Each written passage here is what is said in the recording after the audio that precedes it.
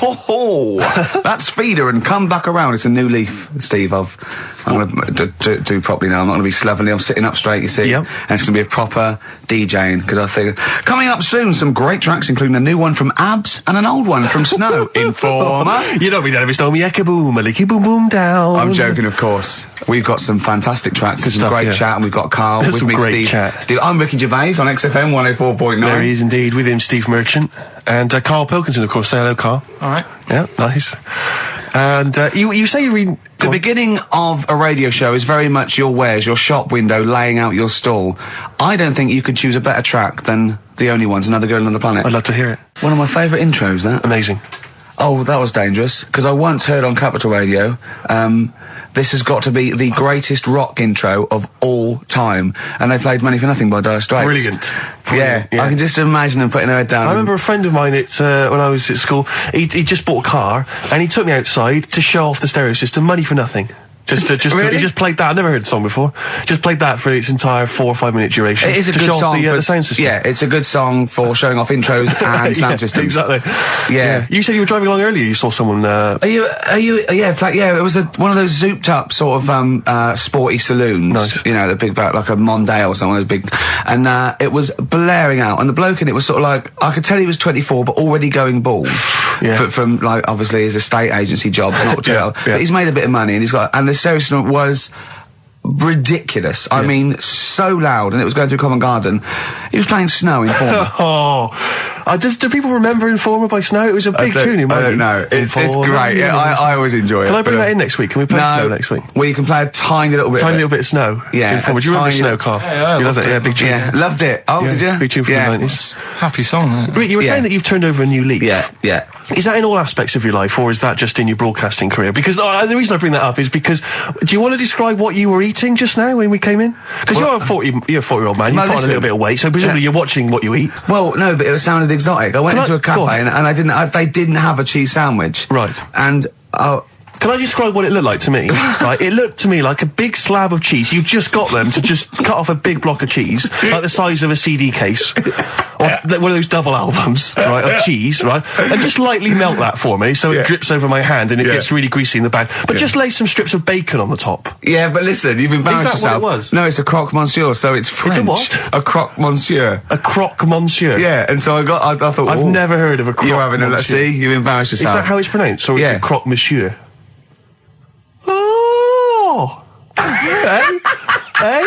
You didn't expect me to be bringing out the French. Tu aimes la musique pop? Oui, je t'aime la musique pop. Le plume de ma tante. Où est le syndicat d'initiative? That means my aunt's pen.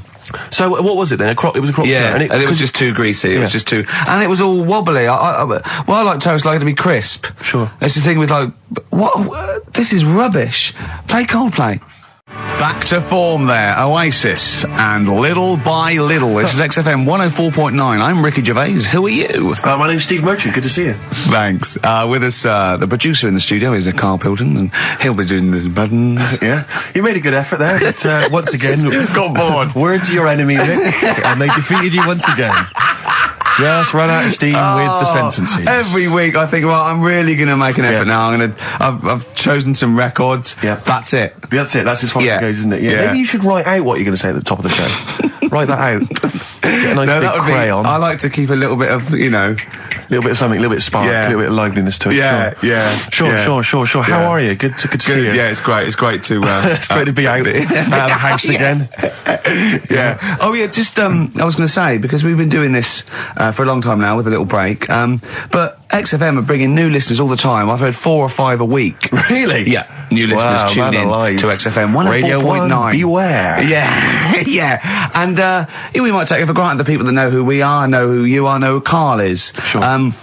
Now, if you're a regular, then you know exactly who we are. But for those of you who don't, I'm Ricky Gervais. Ricky Gervais, a BAFTA award-winning actor and writer. Steve Merchant, all those. A friend of yours. Yeah. And this is the important thing: Karl Pilkington. Absolutely. Our producer. I say producer. He was the bloke who was lumbered with a job. When I said, listen, I used to run the desk in the old days. When I used to press the buttons and run the desk and everything. And now I said, listen, I've been on the telly.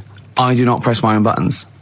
and Karl said, well, I don't really work weekends, and they went, well, you do if you want to keep your job. Absolutely. And we were lumbered with him. And then we discovered that he's not just a little dork, a little manky sort of idiot. Sure. He's got nice shirt. He's got, you know what I mean? He's got something else. Absolutely. He's got He brings another dimension, yeah. Yeah, and he started having a little chat, and we discovered that he had quite a lot to say. Well, I think you're absolutely right, and I think I was wondering maybe we should maybe play another tune, but after that, I just think we should re-familiarise our radio audience with Karl, and any new listeners, just somehow going to let them get to know the real Karl again. Well, if you are new, you'll find that we like some old songs, some new songs, some chit-chat. We get serious sometimes, there's some tears and some laughter. Yeah. We kicked off with Oasis' new one, Little by Little. We're going to go back in time now to Iggy Pop and his Stooges with I'm Bored. Coldplay and In My Place on XFM 104.9.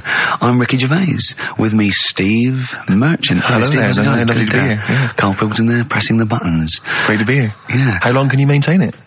I'm bored already. Yeah, already bored of doing that. Bored already. Every week you start it the same way. Yeah. That was not bad though. You actually grammatically made sense, which is Really? impressive. Yeah. Thanks very much. A rare treat indeed from Ricky Gervais. Some of the listeners have already worked out. Got nothing to say at all. Sure. Haven't prepared again. No. We did come in half hour early to prepare, but instead me and Karl were playing. You had to flick the football into the bin. Right. We had 5 goes each, or the world was going to end. Okay. And that took up. That took up a good 25 minutes. Yeah, I liked it when we came back, and then we started just trying to beat each other in the corridor, and I beat him. I scored a goal. He was gutted because he thought he fancied himself at football, and I beat him. And I was knackered and sweating. Yeah. As I walked back to you about 5 minutes ago, you were looking at the records. You went, and this was lovely, you went, well, we've done the preparation then. Yeah. Like a sarcastic teacher. Yeah, like a teenager, like an annoyed teenager whose parents have embarrassed him once again. And you beat Karl, did you? Yeah. Because you're not... Yeah. I mean, you're not particularly... I'm not good at football, Well, no. you're not particularly nimble on your feet. Oh, come on. No, you're not. Douglas Bader is more nimble. I'm alright, But Karl's sort of, I think he's got more skills than me, but he hasn't got the aggression and the weight. Yeah. So I just pushed him aside. Yeah, good work. Yeah. Good work. I'm going on holiday. Are you? Yeah, I'm not here next week. What are you going to do, Karl? Are you going to do the best of or something next week, aren't you? Yeah, that's what we've got to sort out. Well, I can't sort it out. I've got to go to the airport. No, straight after the show you've got to do some links. No, I'm not doing any links. I said I wouldn't, so... That's what we planned.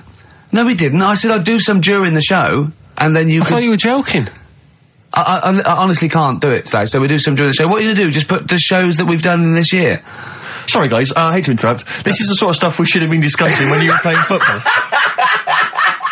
I know. Play rec. What are you going to play? Let's have a bit of Foo Fighters. Okay. Let's just discuss this off there. Okay. 104.9 XFM.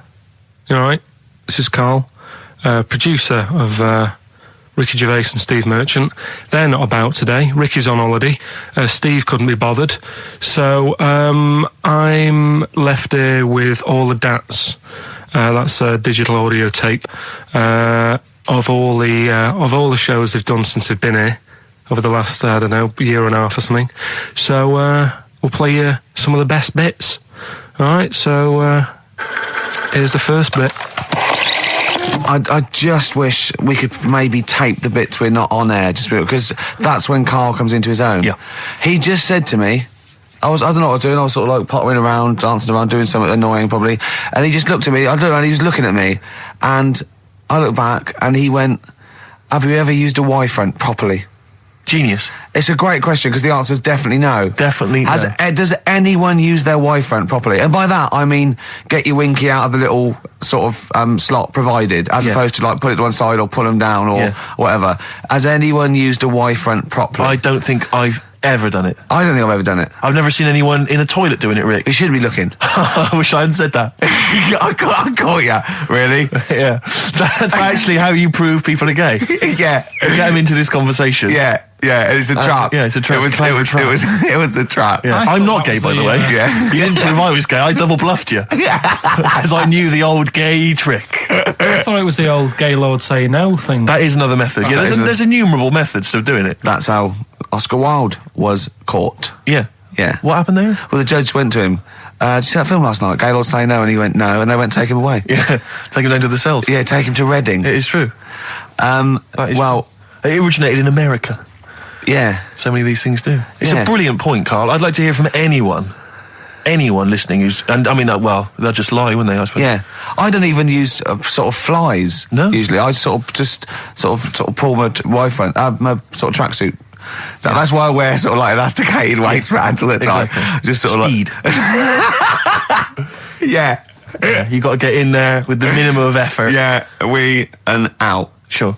Often I won't shake. No, no. To my detriment, because it often leaks out a little bit later, doesn't it? Ever been out on a date with a girl where it's just trickled down your leg and you wish it hadn't, and you're thinking, what if she gets my trousers off later? She might smell or see it. What? What? I don't know. I don't know what I said there. Right. Feeder, come back around on XFM 104.9. You're listening to Ricky Gervais.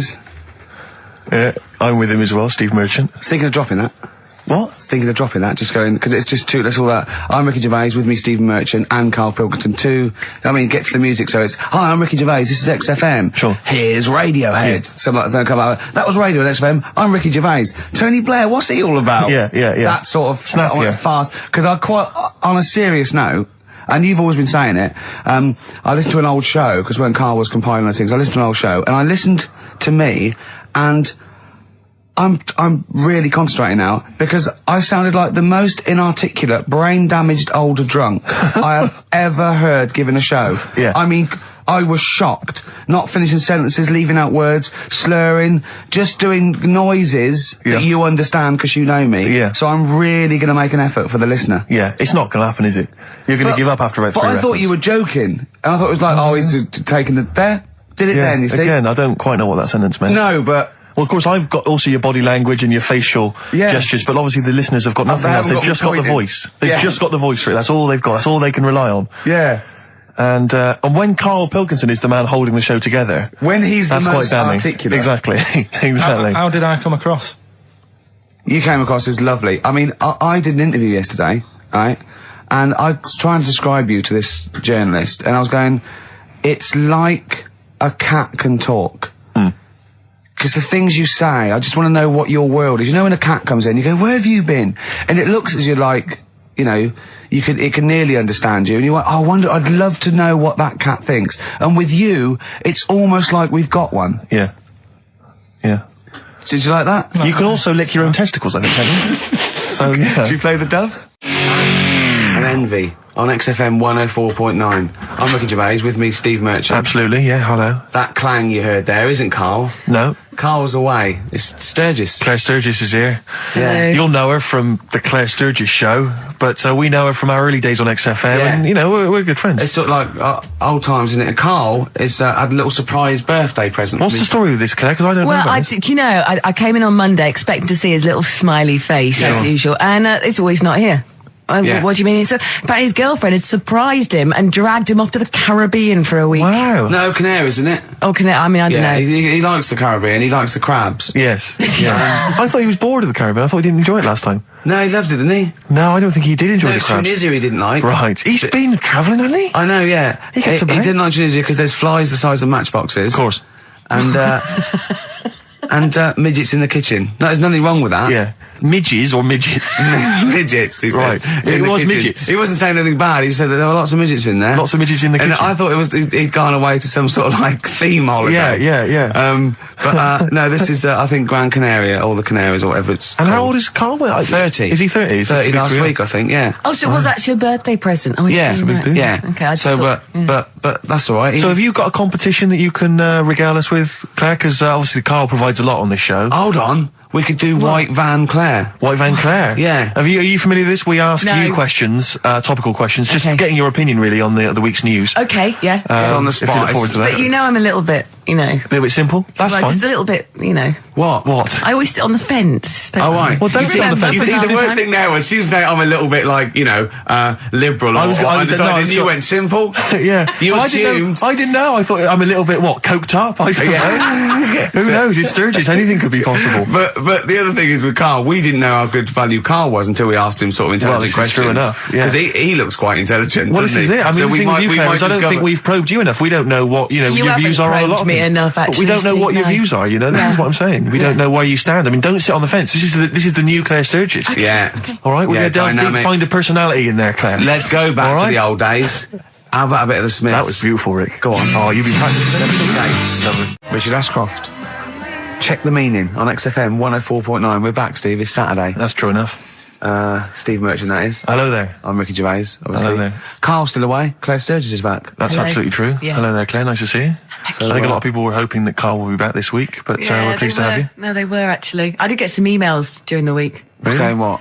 Just saying it's really nice to, hear you again on the Saturday afternoon. It's nice, and but you're not really very funny. And when's Carl coming back? You know? So it's sort of being Sure, nice it wasn't to to me. us. No, it was definitely Because they think that as well. directed to me. But no one can compete with Carl. They can't. Well, we used to sort of like come in and when we discovered Carl early on, we just thought this is comedy gold. Just let him speak his mind. But then we started thinking, we can't follow him now. Yeah. So I remember Steve going, look, we've got to come up with some stuff. We need to chat. If anything we've got to say to each other, we've got to say that in the first 20 minutes, and then you just unleash Carl. Yeah, And he's like because it's just you can't follow him, and he's off on one. And they have stories of upbringings with bizarre creatures that lived in Manchester that were half human, half bat and frog and things. I'd love to take him back to Manchester in some kind of TV documentary. When Carl went home. And just wander back, maybe try and find the amphibian twins or whatever those people were. They weren't there. So there was two boys, both had big heads and webbed feet. They weren't related. They didn't hang around with each other. That was all the information we had. I went, why not? He went, that would have been too obvious. Yeah. Like they look at each other across a room and go, you think if I'm coming to see you just because we're similar species? Yeah. You're mistaken, mate. You make your own friends. One starts to walk over, the other one shakes his head and just mouths too obvious. Yeah. Don't do it. Too obvious. Out of one of his mouths. Yeah, that's what they're expecting. Yeah. Don't do it. Don't do it, Webby. Yeah, but anyway, he'll be back shortly, I'm sure. He phoned me. His dad's ill. His dad's in hospital, so Carl went back to sort of look after his mum. And he was so sweet. He said, I'm back. I'll just drive my mum around. He said so unbegrudgingly. He just went, it's like old times. And I said, sorry to hear that. And he went, that's all right, yeah. I think it's going to be fine. And I said, how was your holiday? He went, yeah, it was good. Except it were a nudist beach, didn't tell me. I went, of course it was. I went, what do you mean? He went, well, sitting on the... I don't know why they have to do it. I don't know why they have to do it. Why do they have to do it? He went, Suzanne said they think there's nothing wrong with it, like being a transvestite. Right? I went, I love the fact that your girlfriend has to tell you what's wrong and right in the world. And he went, well, we're walking along the beach, fella coming towards us with knob out. I went, what's going on here? Right? And he said, and because it wasn't all nude, he's walking round, he's stark naked, and he wants the freedom of that, but he's got a big rucksack on his back with his clothes on, just to get changed.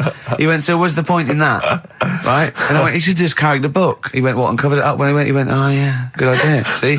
He went, but I wasn't happy. He says, and that was the first day, so we didn't go there again. I just imagine his little face.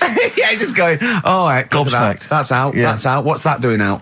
Why has he got his out? I imagine Carl sort of dressed in a suit, in a sort of safari suit, done right up with a cravat. I'm not undressing. I don't want people seeing the flesh. That's for you, love, and no one else. But I love the fact that it's going goes, Carl, they don't think there's anything wrong with it. They're just happy that way. and he in his own mind just goes, like being a transvestite. He knows there's nothing wrong with that. I'm always a little bit suspect about people who like walking around nude. I all think you the meant time. transvestite. No, nudists. What? Hold on. Can you Well, if you wanna get me be a started on naked transvestite? What are you then? Yeah, I suppose you're a... When Eddie Izzard's naked, is he a naked transvestite? That's an 'Cause the interesting clue is- metaphysical question. Yeah. Yeah. On XFM 104.9. If you know the answer to that metaphysical question, or indeed any of the famous ones, if a tree falls in a forest and no one hears it, has it fallen over? Any of those. Excellent. Any of That's those. brilliant. Yeah, if you leave the room, Rick, what's the does sound? it get quieter? Yeah, what's the sound of one leg hopping? Exactly. What we got there, Claire? Do you want some music? Or Yeah, I'd love to hear a it. bit What more you got? chat? Yeah. I've got the vines, actually. Oh, All play it. Nice. Strokes.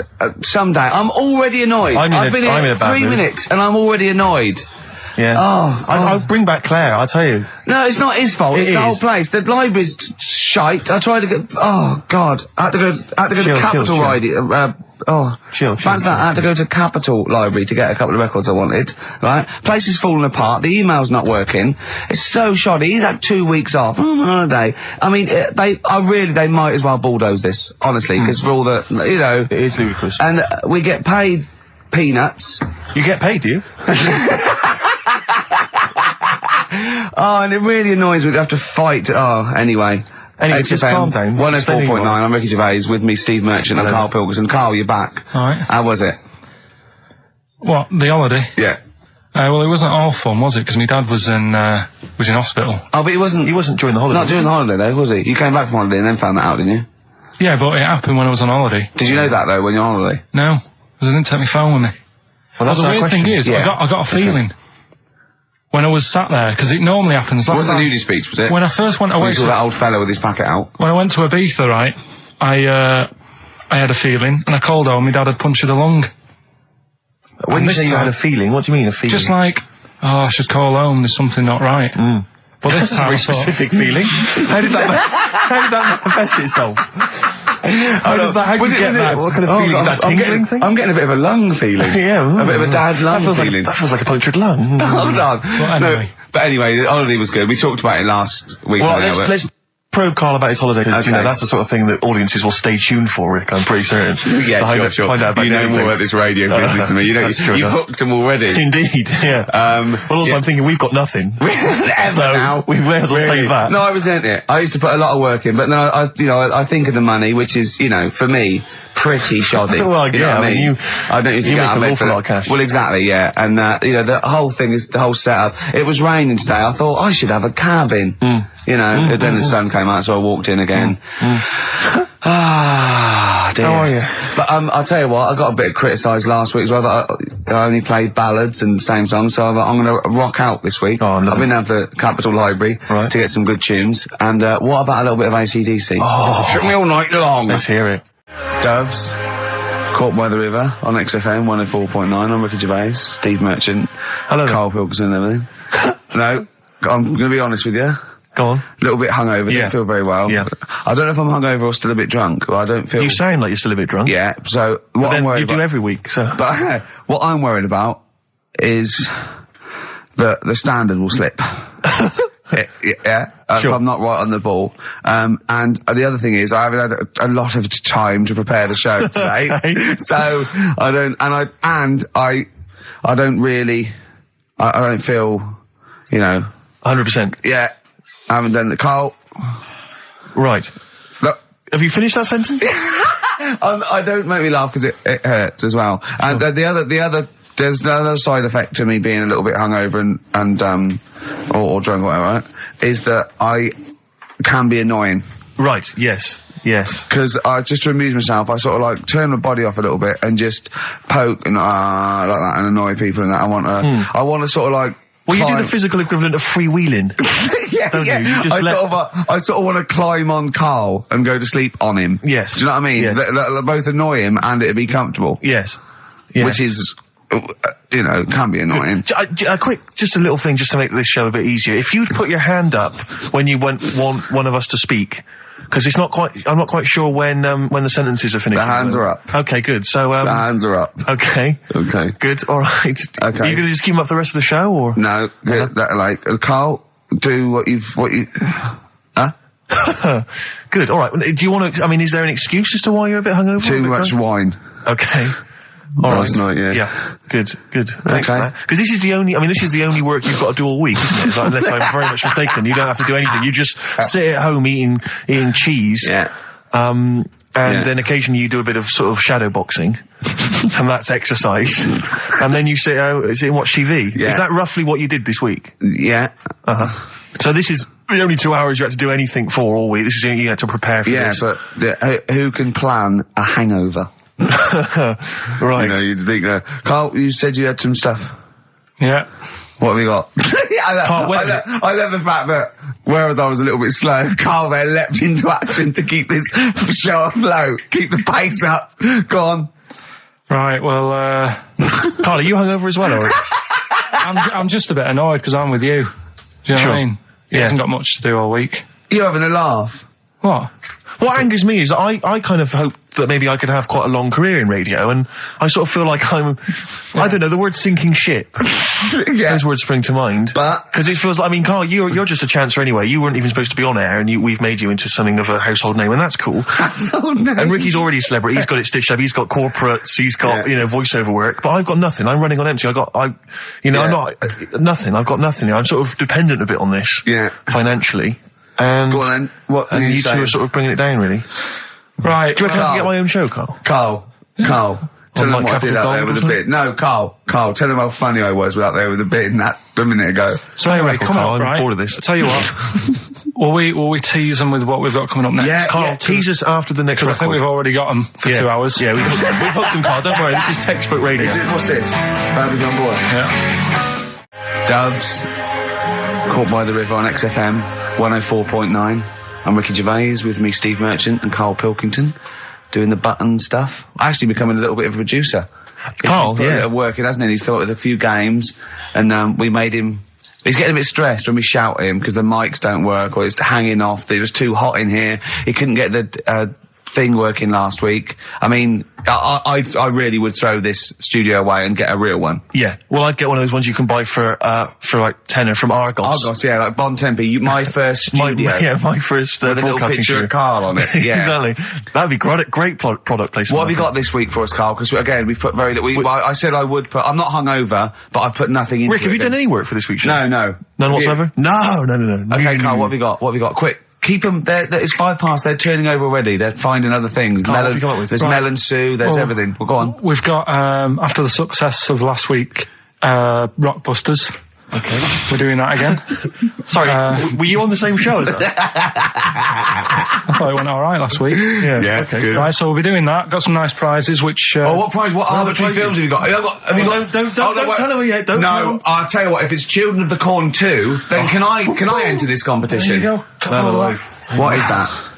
He's got some different prizes. Maybe I should just tease the audience with those a bit later, Rick, because there's some exciting stuff there. It's going to be amazing. Yeah. Right, so I don't want to give too much away, Rick, but one of them is a copy of The Office on DVD. Is anything like maybe Burt Reynolds' straight-to-video film? Are there any of those in there? Sadly, nothing quite as classy. Fist. Yeah. Right. So we've got that lot to give away. Yeah. We've got Go on. educating Ricky. Where teachers because you taught me that people used to eat tomatoes off lead plates in the land of Narnia last week, which was good. Yeah. No, is it only tomatoes they ate off the lead plates, by the way? Why didn't they think other fruits and vegetables were poisonous? No, it wasn't. It was because tomatoes had acid in them. That was the problem. You see, you don't listen, right? Well, lots of fruits have acid in them. Yeah, but they didn't eat them back then. they didn't have bloody kiwi fruit and stuff. Don't did say back then. bloody. You're a producer. You'll start saying shit and cock and stuff. You start saying bloody. Tits. Play the. Hang on, right, and... Go on, keep him hooked, right? Yeah. We've still got a song with a story in it. Yeah. You don't want to play Babushka, do you? He doesn't like the idea of Babushka. I told him that was a story. Yeah. And he doesn't like it. Devil went down to Georgia. Someone sent in. You know, he's looking for a soul to steal. Yeah. Doesn't like it. Why don't you like that? Do you know the song? Not particularly. Right, it's a song about a lad who goes into a pub on a normal night. And it's in sort of the deep south of America, New Orleans, something like that. It's it's not the old Kent Road. Right. Okay. Go on. Goes into a pub. There's a devil in there who's getting a bit cocky. He's had a bit to drink, and he's saying, "Do you want to sort of gamble your soul away with me, and we'll see who's best at playing the violin?"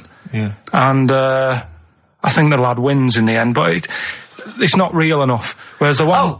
What? Not like the Shadow that got fed up and started pushing kids off bikes? Rick, I think you're referring to stuff that no one made sense of last week. Yeah, exactly. I don't think we should refer to last week. Let's play Mock Turtles, Can You Dig It? And then we'll come back and we'll talk about that. I've come to the conclusion, Rick, we should never refer to stuff Carl said in the past, because it would just take too long to explain. Okay, alright, that's fair enough. Foo Fighters. All my life on XFM 104.9, I'm Ricky Gervais, with me Steve Merchant, and of course Karl Pilkington. Ooh, have we got a show for you today? What have we got planned?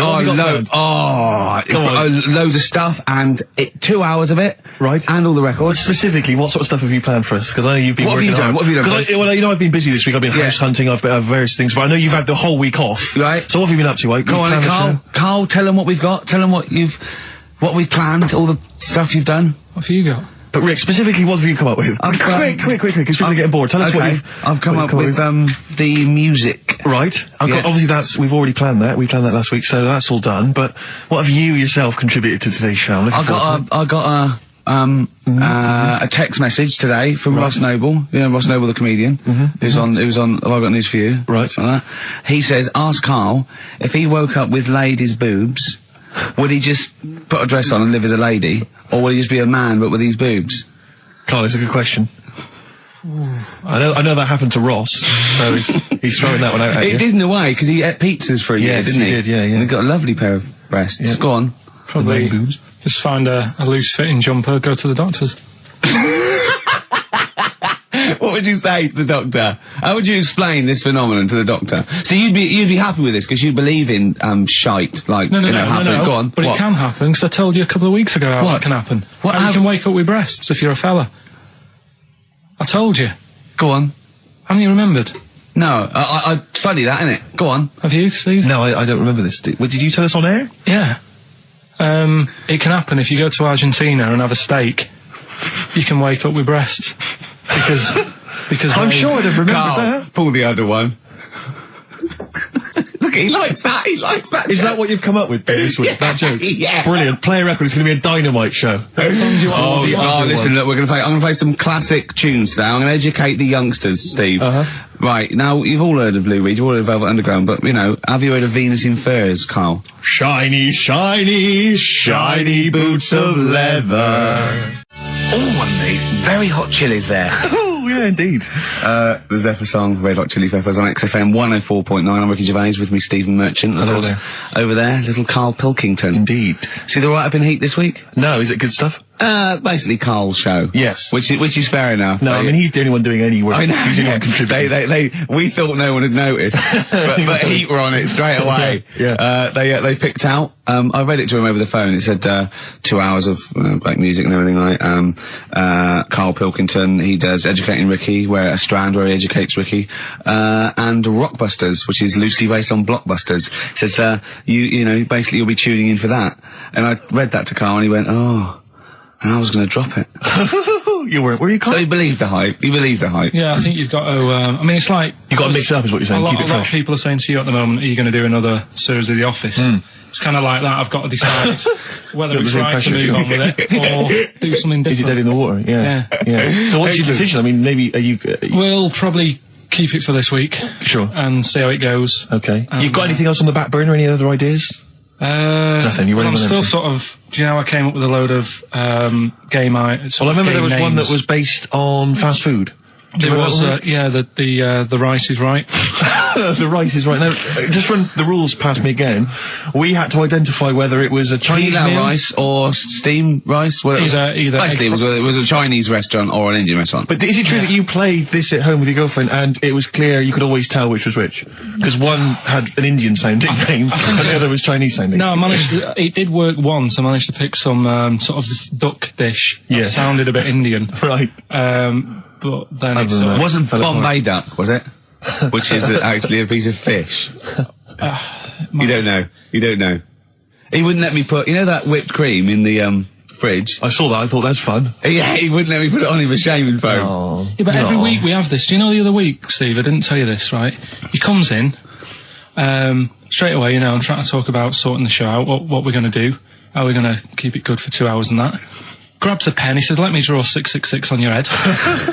Because you can see the scalp.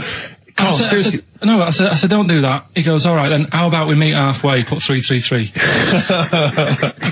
Every week it's the same thing. But I quite like the cream. Did you get any cream on him at all? No. Is it the spray cream in a chicken? Yeah, he said no. Carl, can I just make some, just spray on some glasses? Just some round glasses on your face. Father Christmas! Hello. It's nearly Christmas, hello! Come on, it is Ricky Gervais' show. Yeah, should we play a record and then come back to this mayhem? This crazy mayhem? Yeah. Foo Fighters. All My Life on XFM 104.9. I'm Ricky Gervais, with me Steve Merchant and Karl Pilkington. Indeed. Genius Karl Pilkington, as Heat magazine said. Really? Is that what he's referred to now? Yeah, yeah. Genius. Saying about people tune in just to hear his games, such as Educating Ricky. Have you got some Educating Ricky for me? Got some education. I need some education, Carl. That's I desperately need some education. I want to learn about Chinese kids that are born hairier than average. I want to hear about deaf girls that can hear after their mum hits their head against a wall. These are the things I need to know. I mean, I don't wish to be disrespectful. He doesn't look like a genius. He doesn't look like But then I don't know what a genius looks like. Exactly. So, Steve. you know, I don't want to be no... Look at Einstein. Yeah. Yeah. His mum thought he was mental as a child. Where'd you get that information from? That was in the Einstein book. Well, it was in the Einstein book, then it's presumably true. Which Einstein book is that? His Theory of Relativity? The big book of Einstein stuff. Oh, yeah. Yeah, the big bumper book of Einstein stuff. It's for a coach trip, and you have to fill in E equals MC1 squared, 2 fish, or 3 hello, and then it's multiple choice, and you fill it. It's great. It's Did his mum think, A, he was a genius, B, mental? Most people go for A, but it is in fact B. She thought he was mental at the age of 28. Oh, Carl, you never let me down. You never let me down. So have you got Educating Ricky for me? We've got Educating Ricky coming up. We've got Rockbusters. We've got Rockbusters. Great as seen and talked about in Heat. In Heat magazine. It's got really tough this week now. We're not messing about anymore. Right. Got some good prizes. Absolutely, yeah, we'll talk about those later. Because, I mean, was it last week that you had the classic? Was it, I can't remember, I'm paraphrasing, Carl, apologies. Something like, I'm here in Texas, I've fallen in a puddle, and my knee has got wet. Yeah. Whitney Houston. Whitney Houston. Yeah. And also, it was last week when there was a little bit of confusion over the one for Holly Valance. Right? Of course. I don't think it was confusion, I think it was your error. No, it wasn't. And it was Holy Valance, and you meant Pelmet. Then Becky, who called up that time and said, if you're getting mistaken with Pelmet, right, she sent me an email in a week saying, I've done a bit of research. Yeah.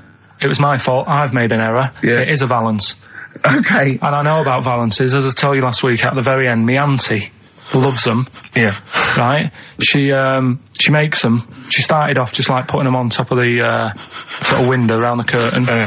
And then she thought, I can do more with this. Yes. And she had a little coffee table that had magazines underneath. And she said, I'm sick of seeing them magazines when I'm sat down. She sounds like a Pilkington. So... I'm sick of seeing them magazines when I sit down. So she put a Valance around the table. Yeah. She just got Valances around everything now. Yeah. Then, next step, she tapes everything. She never actually watches telly. She tapes it all because she gets sick of listening to the adverts and that. Yeah. So she tapes everything. So she's got loads of videotapes and that. And the video used to get on her nerves. When she was watching a film, she'd see the clock changing. Oh. And it distracted her from the film. So she put a Valance around that. That's genius. Yeah. So, that is or is it mental? Only Mrs. Einstein can tell. I don't know. She's even made a little Jack Russell look like a hovercraft. Yeah. It's great. So everything's got a Valance. If you go round and you stand still for too long, the chances are she'll Valance around your head. Yeah. This is this is Auntie who? Auntie Nora. And this is the one that farted for 5 minutes. She did. Lest our listeners forget. Lest we farted forget. for 5 minutes, called his mum, saying I'm farting. 2 minutes into the fart. She said about 2.5 minutes in. God. She said I'm about 2.5 minutes into the my fart. mum said, how long's it been going on for? She said, well, it was about 2.5 minutes before I called you. Yeah. And then it went on for a further 2.5 minutes or something. And then it stopped. And, She couldn't time it because there was a Valance over the clock. Yeah, she Because it used to couldn't annoy time her when it, she was on the phone and you put her off seeing the So time. she was guessing it was 5 minutes. This was one consistent fart. yeah. I mean, it wasn't making a noise. It was just... Oh, it wasn't making a noise. Just gas. Right, endless gas. So, there you That's go. fantastic. Well, we started off with a new one, a little bit of Foo Fighters. We like new and old on this show, don't Indeed, we like to mix it up. I'd like to play the Smiths from their debut album, I Don't Owe You Anything. Red Hot Chili Peppers on XFM 104.9. I'm Ricky Gervais, with me Steve Merchant. Hello there. Karl Pilkington. All right. Don't be nervous. We might see a difference in Karl. He's a little bit shy. There's someone here from the BBC filming this, part of that celebrity boxing thing. The Fight, I think it's called, and they want to get a little clip of this, so we're going to let them film for a minute, and then they're going to go away. Is that all right, Karl? Yeah. He doesn't want to be on camera, do you? Do you? I think it ruins radio, doesn't it? Do you know Well, what I not mean? for the people listening, it doesn't. Yeah, but it does, because people are like, he sounds like a bit of a looker.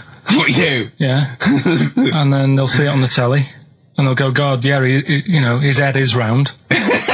It is round, though, isn't it? So... Guess what? I got a call yesterday, you'll love this, Steve, from MTV. and they were wondering if they could screen test Karl. That's outrageous. I'm loving it, and I was going, yeah, and I said, yeah, he's trying. I'll come down with him, and I was saying, what about this and that, and they were loving it. I called him up, he went, oh no. I went, why not? He went, well, I'm looking at my reflection now in the mirror. He said, I shouldn't be on the telly. What would you wear for your screen test, Karl? What kind of look would you try and cultivate? Because you've got to bear in mind that the audience out there, they don't know what you look like. So, would you be a snappy dresser like, say, Jonathan Ross, or would you go for your kind of street cash look? Can't wear a suit. You can't wear a suit? Don't hold it well. So, I'm thinking, I don't know, I'll probably wear my woolly hat, because that takes some years off me. It does, he looks about 10 with a woolly hat on. Yeah. Okay. And, is it quite a cool woolly hat, or has it got a bubble? It's charcoal, I'd say it's the in colour. Yeah, okay. And I'll probably wear me anorak. Right. Oh, he's going for glam. He's going for quite a glam look. No one else dressed for a jumble sale. Wow. Yeah. But I'm not that happy about it all, to be honest. Are you going to do it? You're not going to do it? Well, I'm sort of stuck in the middle, because throughout my life so far, I've never planned for anything, right? It's just always happened. Yeah. The time, you know what I mean, being in plays at school, never planned it, but when I did it, I went down the store. It was a triumph, yeah, we all remember that. So, as I remember, you did Little Donkey. Did Little Donkey, yeah. And then later, someone was filming at the back. Was it your dad's mate? My dad's mate, yeah. And on the camcorder, he listened to it back, watched him playing it. His dad says, just off camera, what does he say? I don't want to say it because I'm in charge of the show and I'd be irresponsible. He looks like a right twat. So he gets home, listening, watching that, and then here's his dad just off camera go, he looks like a right twat. Yeah, alright, yeah. What are you worried about? Your dad saying that? Can I just interject? Because I'm really worried about this idea of Karl being on MTV. Because the problem is that, you know, let's be honest, Rick. I mean, we're getting by the skin of our teeth, aren't we? Really, it's only Karl that's keeping this afloat. Yeah. And if he gets on MTV and the world sort of gets a sense of him and they understand him, and he won't be ours anymore. We won't be able to control him. It'll be out there. It'll be in the. Well, that's the thing. No, that's the thing. That's the terrible thing, though, isn't it? It's like Karl is my pet, but I realise I've got to release him into the wild. And you know, because I love him, I know he's got to go free. Sure. But I want to. It's like Kez. Maybe someone will beat him to death and we won't have to worry. I'll have you on, though. I'll have you on as a guest. Which gets me on to something we've got coming up today. Oh, yeah, he's got a new idea. Yeah. Right. Do you know, like, I've talked about ghosts, and we had that good discussion the other week walking to Piccadilly Circus Station, and I was telling you about ghosts, and you were saying, Karl, don't be an idiot, and all that. Spoke to a woman in the week, done a little interview with her. You've done a little interview? Done a little interview, 2 minutes or so. With a woman who's got ghosts in her house. So I look forward to hearing that later. That sounds brilliant. Coming up later. Well, I'm going to play a classic tune now. I've just gone straight for it. I've gone for the jugular. This is Ziggy Stardust by David Bowie.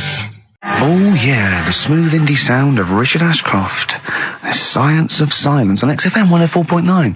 I'm Ricky Gervais. Joined me is Steve Merchant and Karl Pilkington. It was an excellent link, that, Rick. Did you say Nime at one point? 104.9? Did I? Other than that, it was again, the textbook. A desperate attempt at being articulate. Sure. But let myself down. With your this is the good thing about the boxing thing, because there's no chance of me, you know, slurring the words. No, I already slurred my words. Yeah, so no one, any damage will be totally fine. Yeah. Oh, the doctor's rushing in. I think there might be some kind of concussion. Jane just going, no, that's just the way he talks normally.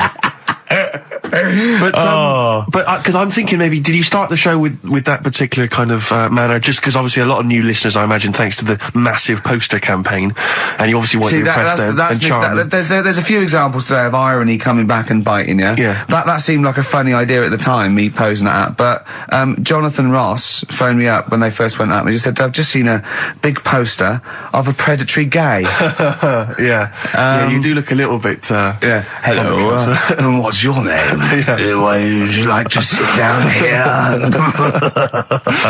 And then you're in the background. And also, I think the funny thing about having you as a partner, I mean, the only good thing is that you know, you look weird and tall, like too freakishly tall and lanky. But in that one, no, because your background and you're smiling, you don't look as weird as you do in real life, or as freakishly tall. So it sort of ruins it a little bit for me. Look at Pilkington. Look. Pilkington, what are you doing? He's not listening. He's just opening a packet. What are they? McVitie's. See, we should mention them. We get some free ones if anyone at McVitie's are listening, because we're not getting the perks of this. Nothing. I'd say I'm not getting anything. I really got in this game for the ladies, for the money, for for the voiceover work. Certainly, Yeah. I'm seeing hide and hair of that. But you're not getting the voiceover because Jethro's getting all the parts that you might get. Yeah, sure. Yeah. Okay, Rick. Yeah. You were the voice of what? The drink driving campaign? You sound like a man who was run over in a drink drive incident. Oh, I mean, dear. it's like you don't drive. Yeah, but I didn't get any money for that, You did I? drink Oh, did I? heavily. I can't remember. It's Yeah. like, I mean, talk I don't about drive, yeah. the- Well, that's the good, I kettle don't and drive. pot black No, and it said everything. don't drink and drive, so I've chosen just But to at least drink. I can formulate sentences using the English language, and I'm not getting the voiceover work. What's But yeah, what's the yours? English language of the 14th century. Well, it's better A, English language and English language.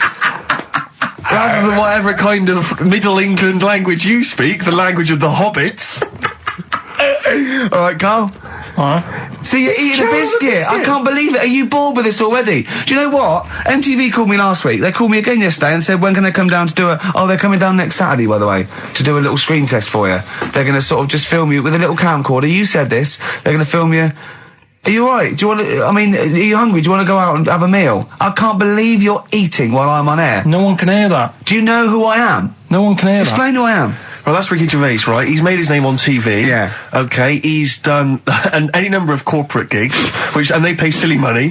So, Yeah. I mean, this guy's earning, and really earning beyond his talent. All right. So I think this I is, deserve a little bit more than a little mank eating a biscuit while I'm talking. Rick Gervais? Yeah. Have you won a BAFTA? Yeah, too. All right. So, Yeah. just a little bit of respect. Yeah. Yeah. Carl, Well, what have you the- won? What have you won? I got a bronze certificate for doing a full week at school. That's great. It was only a bronze. What's that then? 3 out of 5 days. and I got me a little Crusaders badge, if you remember. What's the little what? Crusaders badge? The Crusaders badge for the religious club. So I was at the fella that you went and played You had to go ping and pong convert ball, so Muslim, they wanted to did you? talk to you about God. yeah, Yeah. You got a Crusaders badge, did you? yeah, that's Oh, why I you went. actually That's got a why I badge joined. That's why I joined For the I badge? I like the little badge. Did 4 weeks and then packed it in. But we're talking about MTV, right? And I was feeling a bit nervous, wasn't I? About like the way I look. Right. And what have you. And then I watched a bit of Celebrity Big Brother and all the fuss that Mark Owen's getting, and he's not that good looking, is he? He's very. I want to be Mark Owen's mate. If anyone who knows Mark Owen or Mark Owen's listening, I want to be his mate. I think he's brilliant. I think he's a nice lad, but what I'm saying is, right, all the girls go mad over him. Yeah. And he's not that good looking, is he? Well, no, he's got. He is in a certain way, isn't he? That sort of non-threatening. Yeah, but he's not stunning, is he? Do you know what I mean? No, but no. Well, what's your definition of a star? Yeah. Well, who do you like? someone who you look at and you go, God, they're good Which looking. bloke do you fancy? What bloke do you think's attractive then? So if I was into men, Yeah. in fact, you can still say a bloke's a good looker without fancying him. And that. Who do you think Do you is know what I mean? attractive? Probably. I mean, it depends what you're looking for. No, just look. Just look. just look. You yeah, think but it's- looks and looks as of well, course, doesn't yeah. it? Who would you say was Yeah. attractive? Who would you say was like stunning in your definition? A good-looking lad. Yeah. Good-looking lad. Oh, look at him over there. He's. Ooh. Do you find, Robbie Williams, do you find him attractive? Boy next door. Look. No. Who do you? Carl, hurry up, because it's we've only got 2 hours. Probably. I can't think of one offhand. Mark Owen is pretty good looking then, really. Well, there's not. Just name one bloke that you think's an attractive guy. There must be one bloke that you've either met or that you've, seen in a pub Who do you or think on a is poster. attractive? Tell you what. Go on. Works here. Young Alex Zane. Alex! Well, we know Alex, maybe we can fix you up. Oh, I love you, Alex. You got Richard Ashcroft, Science of Silence on XFM 104.9.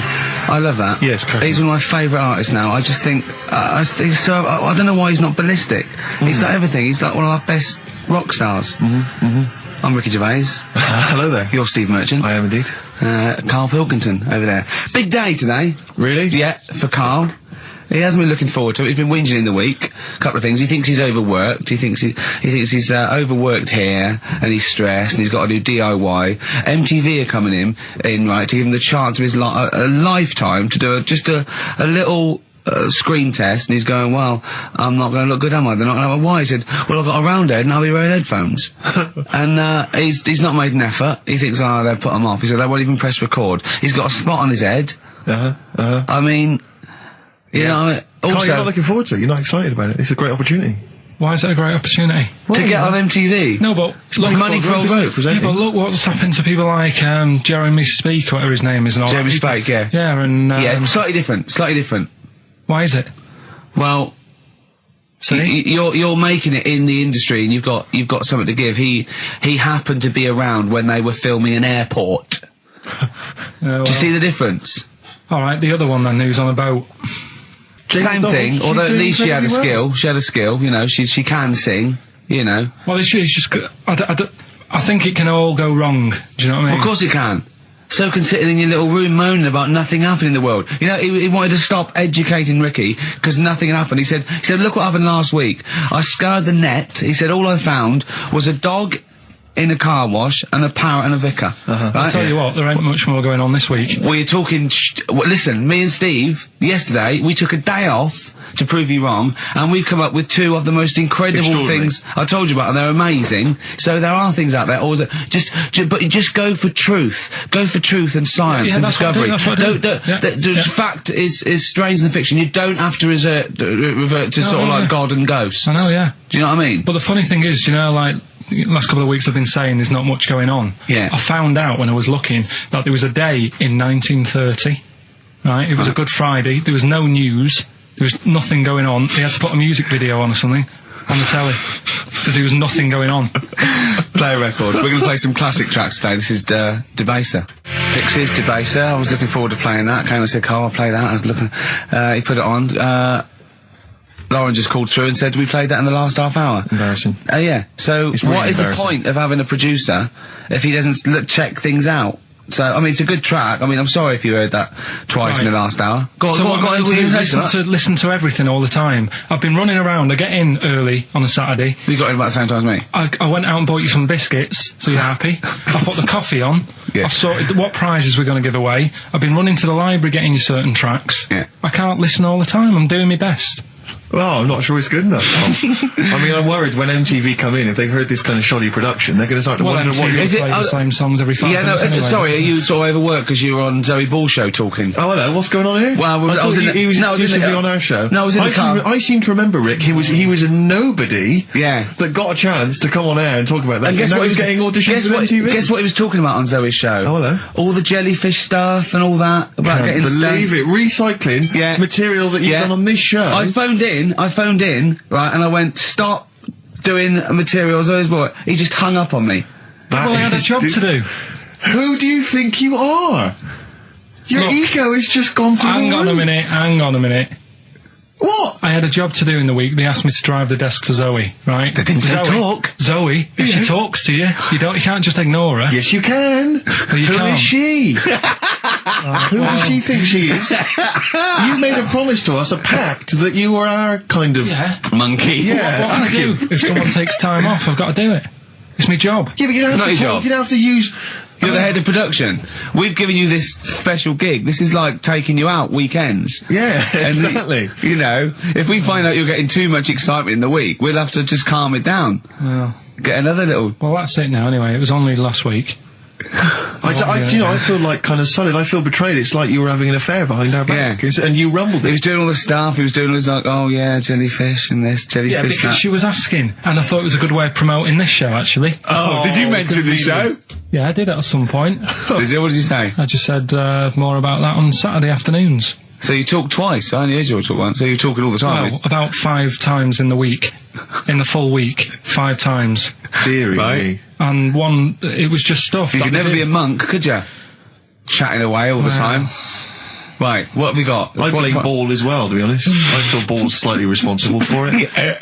Yeah. She can't find her own, gibbon to get on the show. She Yeah. can't find her own kind of, loser, then don't start stealing ours. Outrageous. Well, coming up, right, Yeah, we've got maybe we'll get Fat Boy Slim in. Indeed. Next Yeah. Saturday, if you're listening, Slim, Yeah. come in on the show. What's his name? Ernie or something?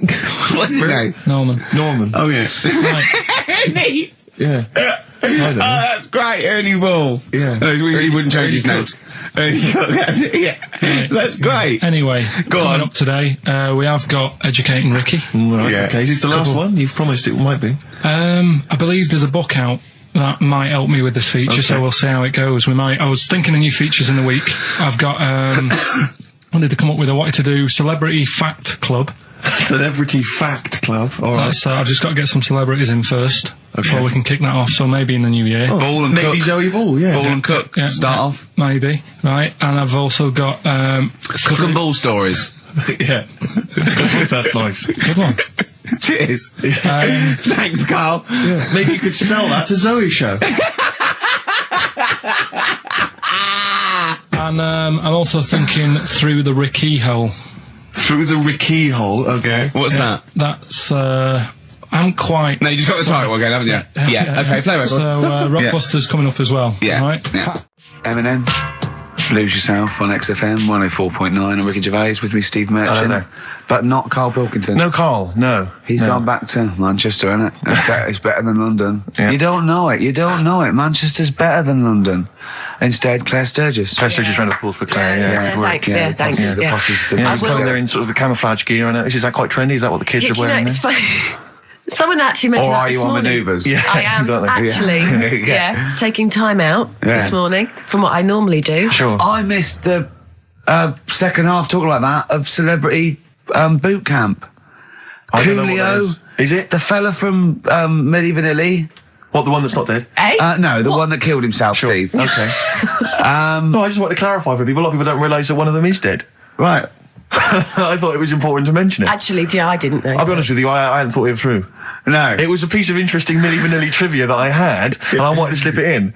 It wasn't I could really have found- I trivia, tell you because what, it was a question. You went, what? The one Rick, who's not what dead. I'm saying, Rick, is I could have found a more tactful way of bringing up the death of one of Milli Vanilli, because I think there's a lot of people out there now upset. Maybe Claire Actually, didn't yeah, realise. people who didn't know. That's quite a shock. I didn't see. I mean, I should have sat people down. Who died? Vanilli or Millie? I think it was Millie. No, Oh, it's okay. Vanilli. What? I don't know. No, but I didn't know. I'm that guessing. is- Actually, I'm guessing. What? I'm about not that? confusing Milli Vanilli and Scritti Politti, am I?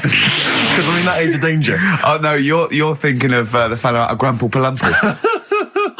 He was amazing. He was amazing. It's a great shame that he topped Grumple himself. Palumple, they're not around this. Anyway, cool, we've got some great tunes lined up. We're going to play today our favourite singles It's of a the year. favourite tune, some of which Tune, didn't yeah. quite make it as singles maybe, but tunes of the year, because obviously Christmas very soon and we'll be away for a short time. And, I think next week we'll be doing our favourite Christmas songs of all time. yeah, I'm worried we're not going to fill 2 hours with that.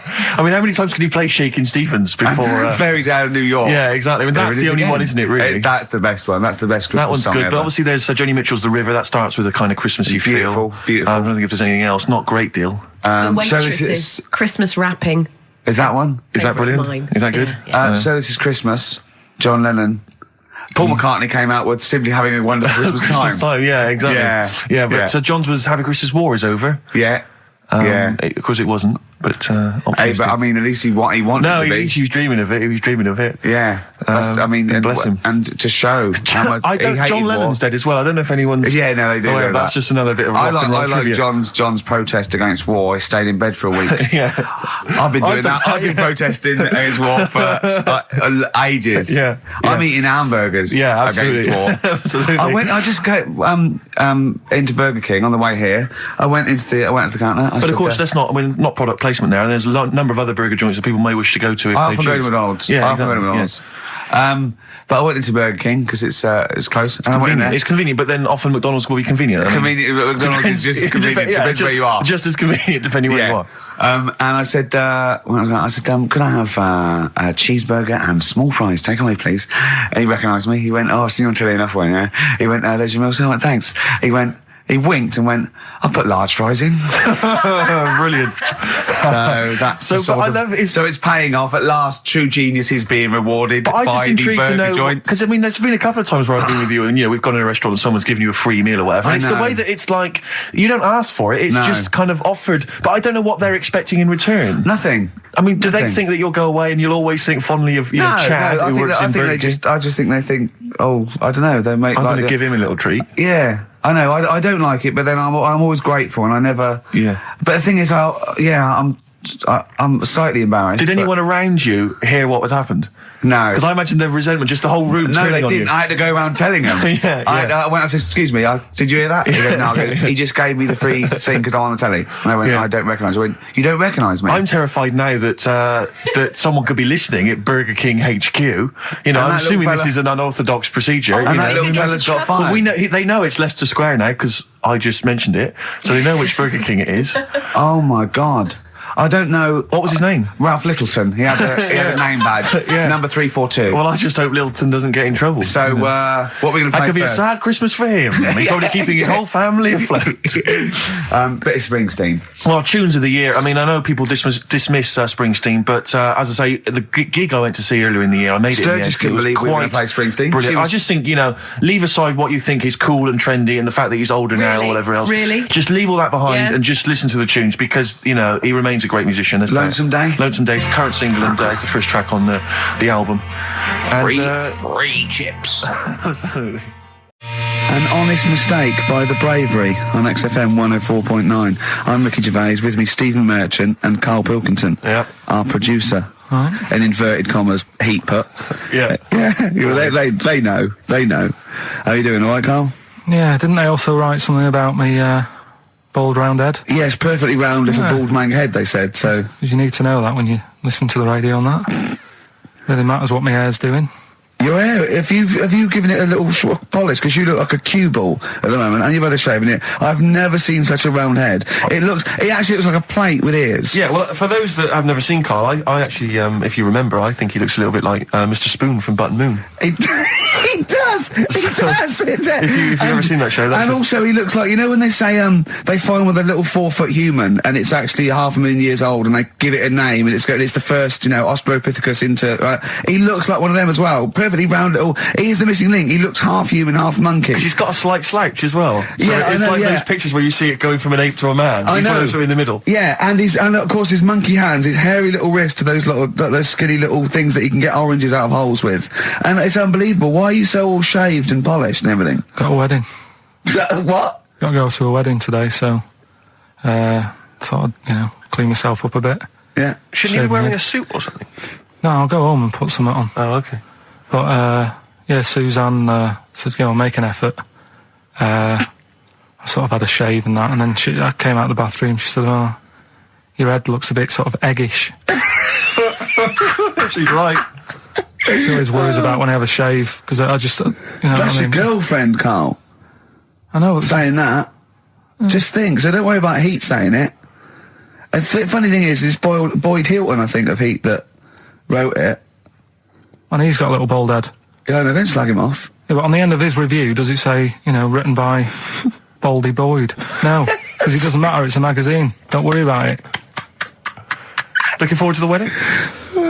A bit boring, innit? But you got to do it. They're probably listening. Should we do a shot? No, it'll be a great day for them, but I know what will happen. Suzanne will see, you know, all the fuss and that, and then she'll get ideas, and I'll have to let her down and all that. Why is it you don't want to get married again? I always forget. It's just, who's it for at the end of the day? I've been with Suzanne for 11 years, right? Sure. We're happy. Well, I am. That's what counts. You're never happy. I am. I'm all right. Yeah, no, you're happy with Suzanne and everything, but apart from that, you're never happy. You are the most grumpy, moany thing in the world. I mean, I get annoyed, but I'm always happy. I was annoyed here. I was happy coming here, but there was a bloke behind me walking and scuffing his feet. He had a pair of those stupid skulls on, and he was clicking and scuffing. Wear some shoes you don't have to click. Pick your feet up. Flip-flops annoy me. You know, but I'm happy. I'm just annoyed. You are just like, oh, the world's on me. It's rubbish, this. I know the world's great. It's just sometimes people annoy me by being there. You know. But Steve said I should be locked in one of those towers that princesses used to be locked in fairy tales, so because everything annoys me. But you're grumpy. I'm not. I'm all right. Oh, right. Okay. Listen, we better play a record soon. But coming up, Steve, I went away with Karl. Okay. It was a little present from Jane. It was a golfing day. I could take someone, took Karl. It was a brilliant day. Absolutely brilliant. But it ended with us sort of drinking and chatting and me saying, right, I'm going to bed. Because Karl said, the most ridiculous thing he has ever said. Think of that. That's something. Oh, sometimes, Carl, I think you're on another planet. Here's The Only Ones. Another Girl, Another Planet by The Only Ones. What a song. Amazing. One of my favourite intros ever. Dr. Fox disagreed with me. His favourite ever was, I think, Money for Nothing, if I remember correctly. Interesting. Yeah. Another great tune. Yeah, another great tune. I'm not knocking it. I'm not knocking him. If you'd like to let us know what your favourite intro of all time. That number again is over. Right. Well, we got so much to get through with this show. Let me just get this. I don't quite understand. You were given a gift, and the gift was a golfing day of golf. And yeah, for my Christmas present, part of my Christmas present from Jane, a night away, 2 rooms, 2 rounds of golf, dinner for 2, right? But not with her, I notice. Well, she doesn't play. No, she knew. No, it was a present. It was playing golf. It was a golfing day. She doesn't play golf, so I had to choose someone to take away. It's all right. It wasn't a romantic meal. No, but that was my immediate thought. Yeah. Me and Carl just getting in there in the jacuzzi together. It just sounds like an excuse for Jane to have a day off from you. But you don't play golf, Jane. I know. Go. Yeah. Enjoy yourself. A bowling ball with my name on it. So chose Carl, obviously. We went. It was a great day, wasn't it? Brilliant round of golf. Absolutely brilliant. Such a beautiful place in Stoke Poges. It's like a really posh place. And are you a good golf player? Well, we'll get to that. Oh, okay. Well, he bought the shoes especially for it. Oh, I'd love to see him in those little shoes. I know, and they were no good because they were metal spikes. We had to change them. He was annoyed straight away. He spent over £22 on these golf shoes. We hired a buggy that was brilliant fun. I was bombing along, wasn't I? I don't drive, but it was great on that buggy. Well, you've been on a buggy with me and you were a bit scared. Yeah. What I nearly killed us once. I was just taking banks and things, but you don't see sort of bunkers, and he'd scream and go, "Stop!" And he'd put his foot down the brake, and then I reversed. At one point, he sort of did a handbrake turn next to the lake, and then we had to reverse, right? And you just flick a switch and put your foot down. He did that without looking. I look behind, there's a big oak tree there. He screams, "Watch the tree!" Right? He's so Dukes of Hazzard. And I kept jumping in and leaving him behind because I had to go to my ball. Because anyway, the first shot, I got on my driver. I honestly did one of the best shots I've ever done. It went straight down. It was great. I thought, phew, got away with that because it's always the first one because it's a clubhouse and you want to look good. Yeah. So. He tees up, and I've been saying, buy some balls. He just got 6 balls. I was going, what if you lose me? I won't lose 6 balls, right? He tees up, right? Whacks it. It goes miles, like right angles, straight into these the woods, right? He turns around, he goes, go and buy some more balls. So I'm laughing because it's like impolite to laugh, but he broke the ice for me, and I was falling around. And then his second shot, I go, you're off a 3 now. If you take another shot, he went, oh, right. So it's his third shot. He puts the ball down. He hits the ground before it and misses the ball altogether. And I was on my back, wasn't I? Unbelievable. Actually rolling about on his back. And we were terrible. I went round 107. He went round in like 119 or something. Sure. It was just rubbish. How long did it take? 5 hours. Of course. And there was no one around, luckily. But it was fantastic. So then we go and have our meal. What annoys me, I said, right, I'll go for a run. He went, I'll have a bath. I said, I'll see you at 7:45. At 7:55, I have to call him. He's not ready, so he's let me down there. I can't stand lateness or laziness. Yeah, and he's let me down. Do you know his excuse? He fell asleep in the bath because there was no light bulb. There's no light bulb in the bathroom. So instantly he fell asleep, and he was late. No, do you know what I mean though, Steve? If you're sort of like nice and warm and what have you, I was tired anyway. I've been stressed out for 4.5 hours, right? My life flashed in front of me a few times in that buggy. So it's all sort of wears you down a bit. I thought, right, I've got a headache. You're going for your run. I'm going to have a bath. I walk in, put the light on. For some reason, it didn't come on, but I thought it's all right. I'll just. Doesn't matter. You can have a bath in the summer, so it's light anyway. Well, there's no windows in the bathroom, so... So you were in the darkness? So I'm in the darkness. I nod off because I'm shattered. He calls up, hassling me. So I said, well, it doesn't normally take that long for me because, I haven't got like long hair. I've got a dryer, and so I can sort of one wipe. Yeah. He's already 10 minutes late though when I called. Well, 10 minutes. 10 Wow, minutes. this is late. This next. Doesn't matter. Dinner wasn't until 15:15, so we had like another 20 minutes anyway. So it doesn't really matter. Yeah, but we said 1:45. So he's calling up, hurry up. So I said, yeah, all right. So I get out and dry and like my tackle and what have you. Calls back again 30 seconds later. No, I don't. I don't like that. Do that then. Give it a wipe. 30 seconds later, come on. So I end up going downstairs to the meal area, naked, with a wet shirt on and wet socks. I've got headache as it is. Meant to be a relaxing weekend. But anyway, so we have our meal, which is really nice. And then we're sitting in the bar. I'm having a cigar by the fire. Yeah. Like, we're having a rather nice Pinot Grigio. Yeah. He's there going, I've got headache. Is this 1955 that you live in? I know. Yeah. It's so right. And we are knackered because he's not used to work. I've seen him moaning, falling asleep. He's not used to it at all. And you've been on your feet for over half an hour. Yeah, right. So we didn't even walk around the golf course. We had a buggy. It wasn't even exercise. So we get onto conversations. Talking about, he's asking me stuff about evolution. Tell me that. Why did the giraffe? What's that rubbish about the giraffe getting a long neck? I said, well, it didn't try and get a long neck. It was selected because anyway. I went into evolution for him, and he said, but why would evolution do that? I went, well, you think that evolution didn't do anything. There's not this consciousness, there's not this will that a giraffe has to stretch its neck to reach the leaves. One had a long enough neck to survive and pass it. He was going, yeah, but why did evolution... this isn't. But by the way, this isn't the most stupid thing. This is warming up. This is about 8:45. Sure. Right? He said, why didn't evolution make a giraffe good at carpentry so it could build a ladder? Right. Yeah. Okay. No. All right. Okay. So he's thinking around it. He's trying to pick holes in evolution. Yeah. We get on to. I said, well, things are. I said, we can see the speed of evolution in lower life forms like bacteria, viruses. They evolved.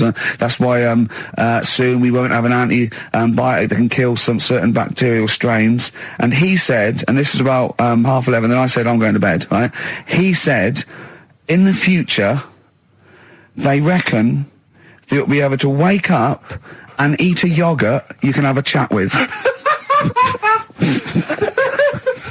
don't know what that means. Let's put a song on, right? And we'll come back to it. So you're going to explain that? Yeah. You've got an explanation? The Verve and Sonic on XFM 104.9. I'm Ricky Gervais, with me Steve Merchant and Karl Pilkington. So let's just get this right. What did Karl say? He's just specifically giving those words again. He said, they reckon, and I said, I'm going to bed. He went, no, really? I said, no, I'm going to bed, Karl. There's no point now, because, it's just like you're talking gobbledygook. You know what I mean? I might as well talk to a pot plant. Yeah. He said, in the future, they reckon, I don't know who they are. Sure. I don't know, people who post things on the internet that he reads. I think the Telegraph. Anyway, complete the sentence. They reckon that in the future you'll be able to wake up. I love it. There's a little scenario, an embellishment, like this little.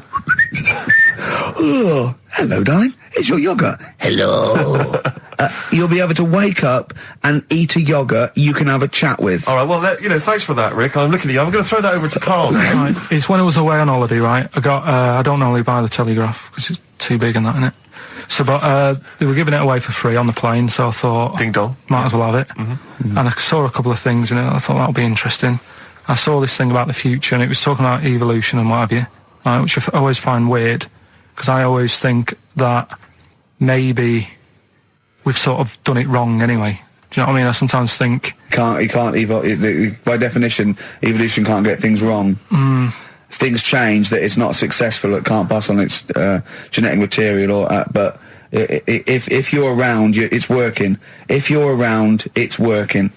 Slugs are as evolved as they need to be. Slugs are as evolved as you and me. That's true enough. Yeah. No disrespect, but it works. It works. Sorry, they're around. Anyway, what's your point, Karl? No, I mean, I think we probably would have been better off staying as a fish. Just because there's more water than land, isn't there? Right. And you wouldn't drown. This is why I went to bed. No, I'm thinking of dozing off now. Yeah. No, but do you know what I mean? From what was it? It was bacteria, it was fish, mermaid, man, onwards and what have you.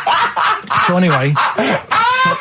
Oh God! God! No, do you not there are a agree? few knowledge gaps in your theory of evolution. All right, Mum. You generally got it right though, so But I mean, basically, yeah, it went bacteria, fish, mermaid man. What's next is the big question.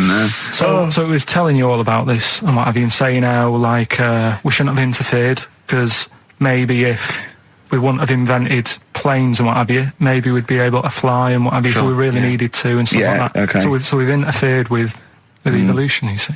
Right.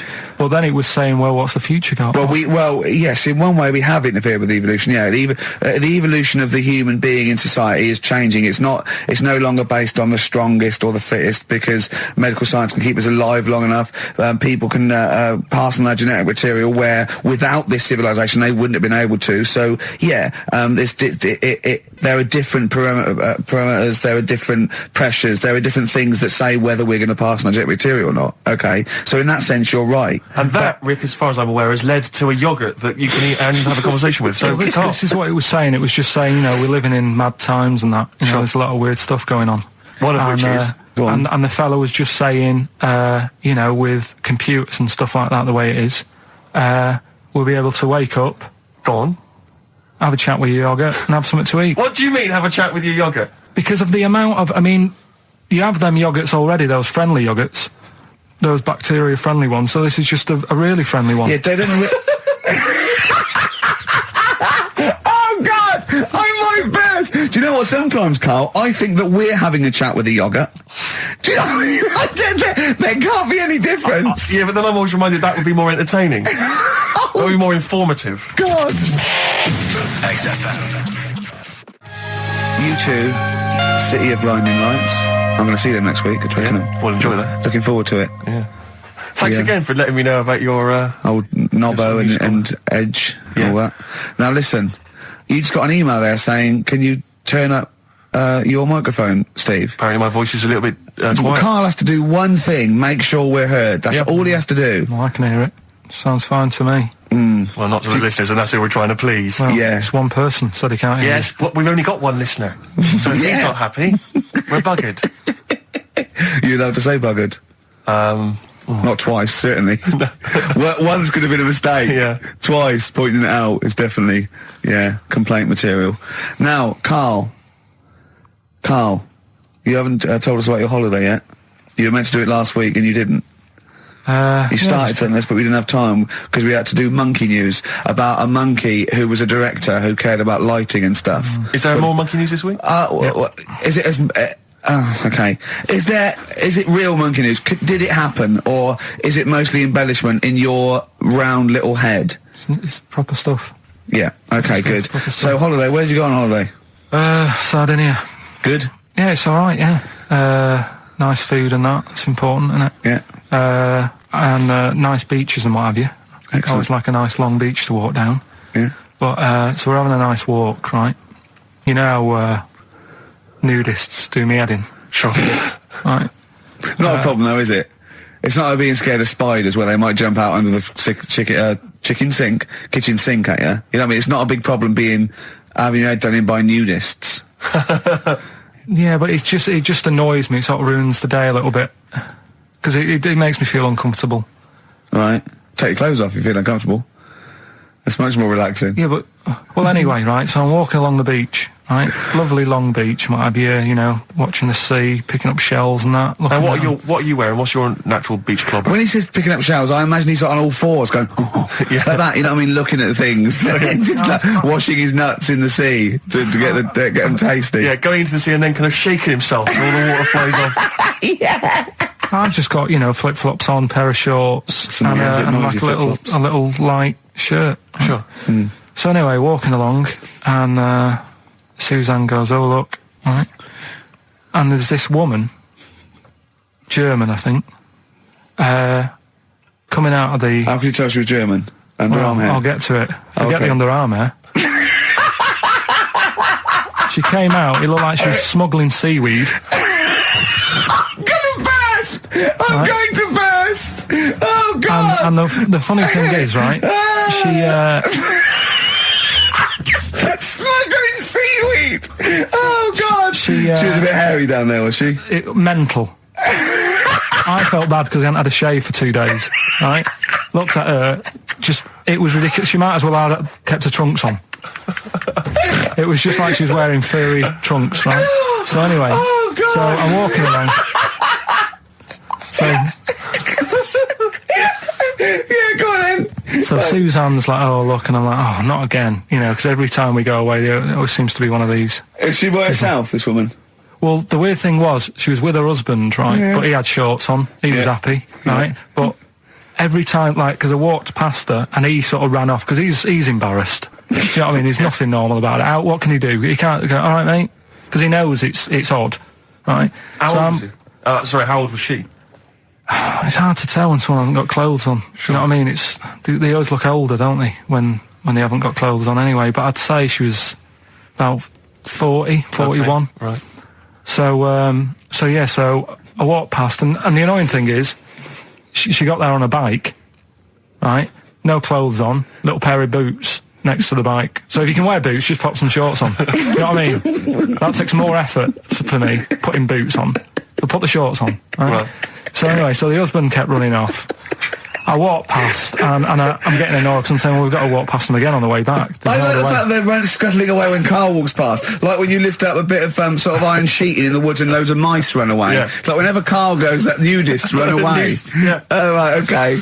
So we sort of come walking back and what have you, and I have another look and what have you, and he runs off again. Why are you another look if it offends you so much?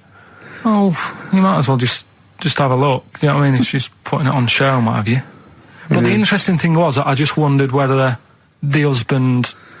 Because if the husband were nude, you'd looked at his tackle. Because remember, when you went to see those two strippers, and it was a woman and man, and they whipped their shorts off, you said you looked at his tackle first. I think any bloke would. Wow.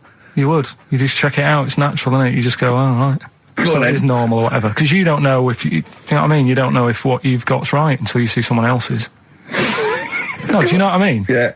But anyway, so, but he got us talking, because I was, then, as soon as I saw her, sort of, day's been ruined a bit, so I'm walking up the beach. It's been ruined! Walking up the beach with Suzanne going, how does it happen? Do you know what I mean? Why do people do this? What fun are they getting out of it, and what have you?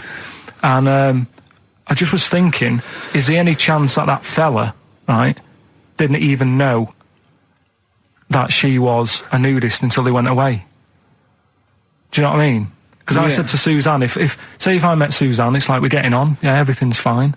Yeah. And then you go off on holiday and you go, you haven't got much luggage. And she's like, no, it's fine, this is plenty. And I'm thinking, that's weird. And then we go down the beach and she whips her knickers off. I'd be annoyed, but there's nothing I could do. Do you know what I mean? Sure. So I'm just wondering whether that's what happened to this fella. Every time someone came walking up, he was like, oh, God, this is embarrassing. And he kept nipping off. Yeah. Finding something else to do. Look at some shells.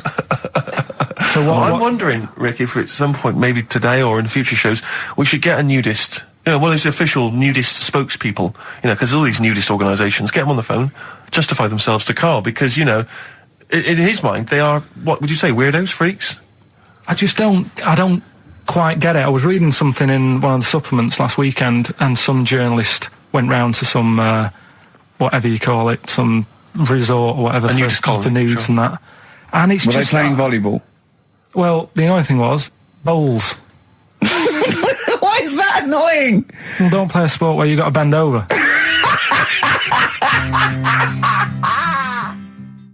Neil Young from the album Zuma, and that's Pardon My Heart on XFM 104.9. Ricky Gervais, Steve Merchant, Karl Pilkington. We just had a text here that says, and I don't know what truth there is in this, as ever, but John says there is apparently a nude bike ride today in Hyde Park.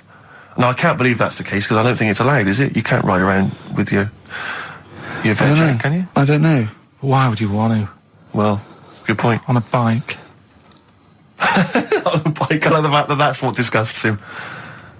Do you know what? If we did appeal for a nudist to call in, I'd want a very specific sort. I want a German nudist, a middle-aged man called Helmut. Okay. If there is any, or the closest one to it. So I want a middle-aged man from Germany. If your name is Helmut, you're in. But I'll accept hands. Carl would be good, wouldn't it? All right. Yeah. I think I'm wondering if the age maybe we could we broaden. Okay, just a German nudist bloke. Right. Can he at least be fat? Can I find a fat German fella? If your name's Helmut, we're going to give you a big prize. Yeah. But, you know, any fat German fella who likes to get his sausage out. Sure. Okay? It's sauerkraut. Yeah. What's the phone number? 0871 222 1049. It'd be good just to get an email or a text with a contact, wouldn't it? And then I can just call them up in the week. Sure. And 83936 is the text number. I don't know what our audience demographic pans out like, Rick, but I'm suspecting that's probably a fairly small fraction of our listenership. I know, but you know, there must be German someone out there. If you know a fat German who likes to get his tackle out, phones are going. Straight away. Just answer it, Carl. Just answer it. Just pot luck. it could be anything. Well, just see what it is. To be fair, it could be a nutter. But just say hello. Just tell your turn. It's not straight away. He'll stay there, won't he? He'll stay there. Well, answer it. Answer it. Leave it. Answer it. Oh, you see this? It's gone. It's gone. There you go. He bottled it. So, just as well. Well, you took too long to answer it. There's a vicar in Australia who started sort of doing his services and all that in nude. Hot, isn't it, out there? Yeah, Where'd you get the churches aren't. Churches are pretty cold. It was on some website. Of course it was. Yep. Just saying about a vicar and that who's there's a lot of nudists and that who want to get married. Do it, you know. Don't mess about with the wedding dress and that. Just snip up. Cheaper, isn't it? Well, I suppose it's so. I suppose if you believe in God, you believe that that's the way to be in it. Because Adam and Eve and that. Yeah, but then in Adam and Eve, the shame made us dress up, didn't it? Yeah. Eating the apple and things. Yeah, but God didn't want that, did he? No, he wanted to see it all. He was loving it. He was having a whale of time getting a life full of all of that, and then the snake said, cover yourself up. Stitched him right up. Yeah. So if you believe in God, which clearly I don't, do you believe in God, Carl? Don't know, I don't really worry about it. It was ages ago, wasn't it? So, you know, if it's about, whatever. Not that bothered. Adam and Eve is pretty interesting though, isn't it? It's not, well, how is it interesting? He made man out of dust. Then just because he could, he's having a laugh. Then he made her out of one of his ribs. Again, he'd like to vary it a little bit. Then they had 2 sons, which gave rise to the entire human race. What was going on there then? What would have happened if they didn't get on? That's interesting. Sometimes with pandas, they don't fancy the other one, do they? They go, well, that's my choice. One. You've brought me one panda from Lisbon Zoo, and I've got to shag that. What if I don't fancy it? What if they bring in a right slapper? Do you think what if it's the equivalent of like Love Island, Well, I whatever it's imagine called? it was like Celebrity Love Island. Yeah, and they're going, I am not shagging that slapper. Every panda in the world has seen that dirty old mott in magazines. Why am I meant to mate with it? I've got some dignity. Are you talking about Adam there or Panda? Was that... either is fine, I suppose. Bad do you think pandas. that Adam had any say? When God was making Eve, was he saying, can make the boobs a bit bigger, would you? And then... I'm a blonde guy, I'm into blondes, really. I mean, I don't know, did he have any input, or was it just... I don't know. Well, I suppose it was one of his ribs. I know, but he's probably restricted. You go, well, I'm working with a rib, Adam. Give me a break. There's only so many things I can do. Well, he was probably in kind of intensive care, wasn't he? With the whole. They go, well, I can't just keep making the boobs and things bigger because their legs will get short. I don't mind short legs. Yeah, make the legs longer. I don't mind no legs. I don't mind no legs. As long as the boobs are sizable. I tell you what's weird though, Steve. Right? Everyone's heard of like Adam and Eve. Yeah. What's the surname? Yeah. Where'd they get their post from? Unbelievable. Now listen, before you play the next tune, we should just, we were trying to mop up some stuff from the last couple of shows, which we haven't dealt with yet. One of which is an obsession of yours, because we're on a radio station, Ricky and I come in, we bring in CDs, music we love, it means so much to us, we adore it. You don't really care about music, you work at a radio station, it's just, I don't care. I do. No, you don't. I do like a good track. I don't like everything that comes out and everyone raves about. Yeah, you thought the iPod wasn't worth it because you named the 5 tracks you'd like. What was it? It was In the Ghetto, Babushka, Living in the City. What was the other one? Killing a Georgie, and there was one other one or something. And you just only like songs with a story. Yeah, but then there's a reason to listen to it, isn't there? Well, no, only story once. going on. No, because you might forget the ending. Listen to it again. Yeah, but anyway, yeah. You've been listening to Babushka quite a lot, is that right? Because you've really got into your head now. You're trying to decipher the story. When I've been sort of asking for songs with stories, people have texted in, emailed in, and whatever, and I've had a couple. You know, last time we did the show, so I've gone, oh right, that sounds interesting. And Babushka, when I was away on holiday, I listened to it a few times because I like the story. It's a good little story going on. You got some thoughts on it though, have you? A couple of questions. Will we have a listen to it? Let's have a listen to the track, and then I know you've got some queries you'd like to raise. It's just about a woman in it who, I don't know, she's ugly or something, aged badly, and her husband gets bored with her. Have a listen, see what you think. Right? XFM. You're listening to Magic 105.4, and it was all the way back to 1979. Kate Bush, Babushka. So, we would like your suggestions for songs which have stories in them, which may entertain Karl. They could shoot to the top of his list. What do you think of that, Karl? That as a little story there. I like it, but... So she tests her husband. Yeah, she writes him letters. She gets a letter back. It's a pseudonym. Babushka's her pseudonym. It's not a real name. Her real name is Molly Strank from Ealing. And Eva responds. She goes, "Oh, he's you know." So in real terms, he's having a bit of an illicit affair behind her back because he doesn't know it's his wife. So she goes, "Oh, well, I'll take this a bit further. See how far I go." He turns up. She turns up, he gets it on with her, and he's falling for her because she's acting like she used to act, But was he just playing along with it? Was he like, No, it's not, because they'd have said that in the song. They don't leave it up to... Some people do that, don't they? Well, it wasn't. Kate Bush would have said, and by the way, he's playing along. She'd have given us a clue. He's not. He's fallen for it. She went along incognito. He thought it was another woman. But how much work can you do to yourself to... I wrote a letter to Suzanne, right? Saying... She'd know it was you. It'd have egg stains on it. It'd be spelt wrong. No, but... And you'd sign it Karl, crossed out Babushka. I wrote to her... I wouldn't pick Babushka. I mean, that's a ridiculous name. That wouldn't have worked anyway. You just get a vision in your head of... I wouldn't have answered a letter from someone called Babushka. It's not the point. If Kate Bush is listening, please call in, because I'd love her to have a conversation with you. I mean, that would be great. Forget Helmut. No, Helmut, you keep trying. A fat German. We want Kate Bush and a fat German. What I mean is, though... Now, wait a minute. What worries me is he didn't answer the last phone call. What if Kate Bush does phone that?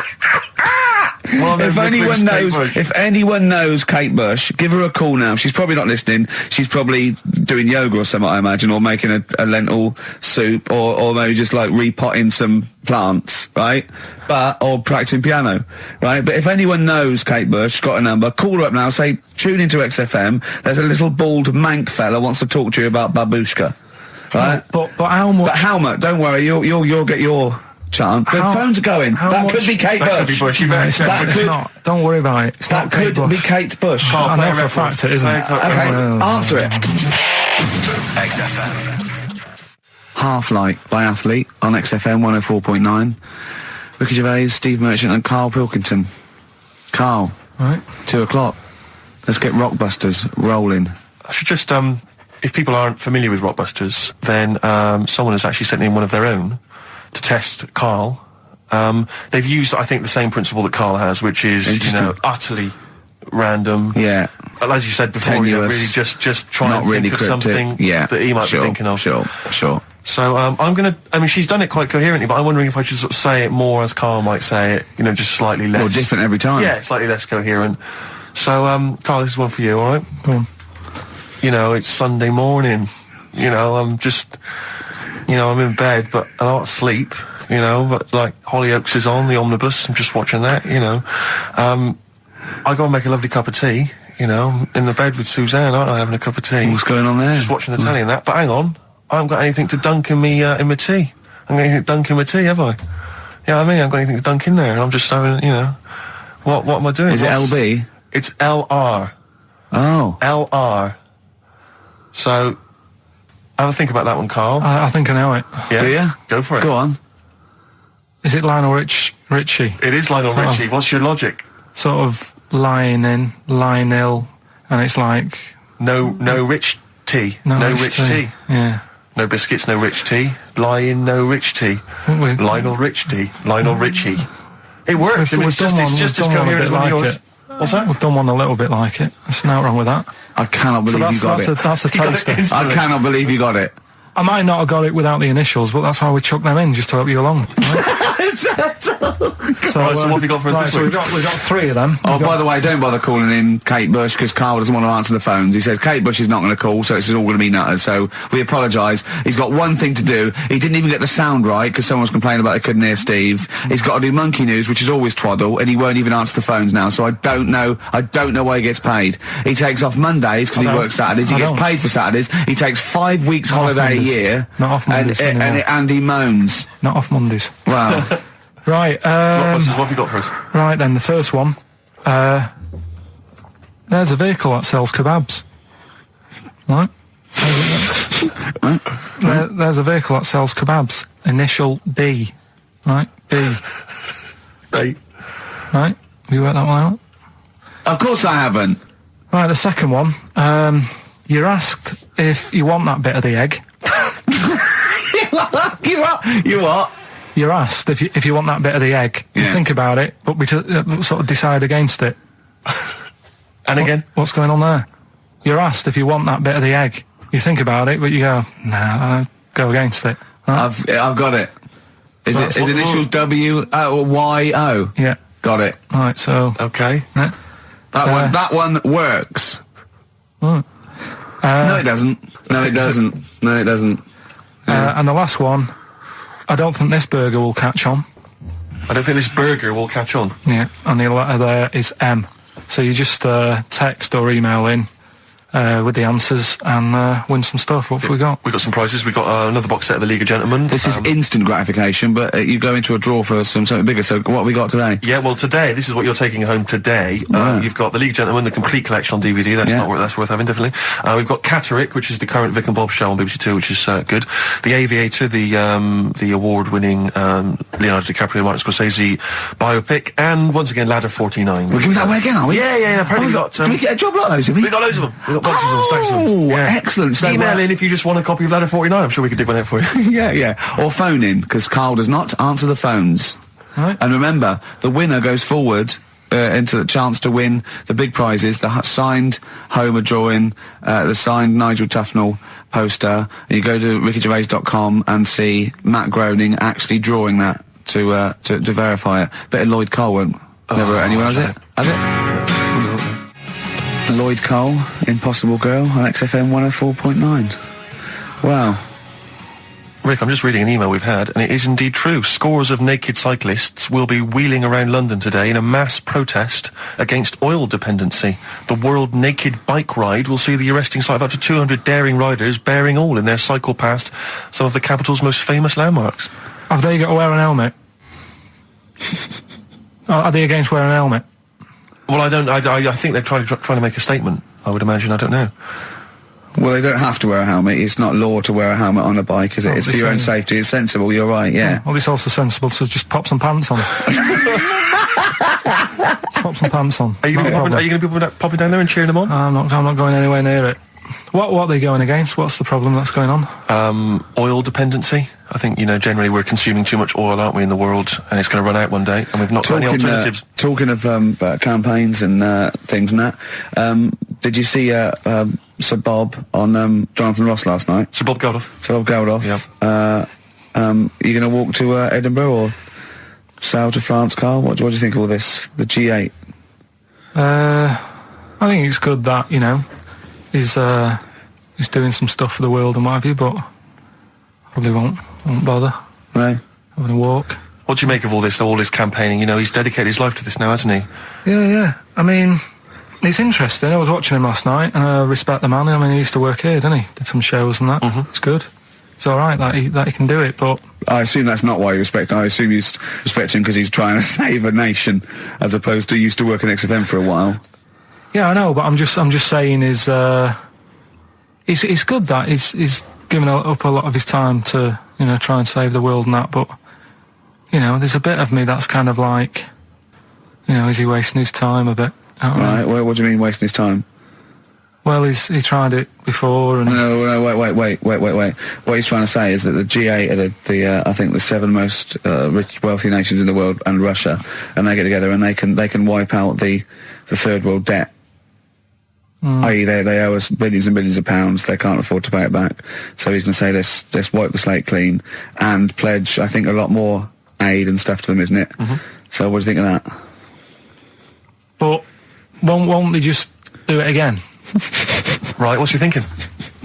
No, I just mean... I knew I had a little diamond in the rough here. I mean, obviously, you know, I admit, I brought this up because I really wanted to know what Karl thought of it. Sure. Yeah, I had ulterior motives. It wasn't just for awareness, for the very worthy cause. It was because I know... Look at him looking at me. Look at him, he looks at me like a cat. Honestly, it's like there's nothing behind those eyes. Right, what do you mean? They're just going to run up the debt again, you think? Well, what I mean is, right, when I was a kid, right, and I wanted to go to the arcade, I'd borrow £1 off my mum, right, and she'd say, don't come back asking for more and what have you. But I'd have a go on a pinball machine or whatever, game on a fruity, and then go back, and she'd go, can I have some more money? And she goes, I gave you £1 before. And I go, I know, but I'm on holiday. And she goes, there you go then. And then I go off and do the same thing. I didn't go, no, I wasted the last one, I'm going to pop this in the bank. Right. So you think that's what's going to happen with... That's a nice metaphor. So what do you think happening there? That the Africans are blowing it down the arcade. Instead of putting it towards a fishing rod, they're blowing it down the arcade. I'm trying to win a watch. Look, I've got 100 goals. I think this thing is dodgy. Yeah. I'm trying to win a fluffy toy. Bob's saying you're never going to get the Snoopy. You're never going to get the Snoopy. It's always going to fall out of the little claw it's before it gets to the top. claw is not strong enough. Yeah. Do not waste it. No, Midge. Midge, you have to write a song. Write another song, mate. They've blown it down the arcade. Brilliant. So that's your genuine logic, is it? Well, I just don't know...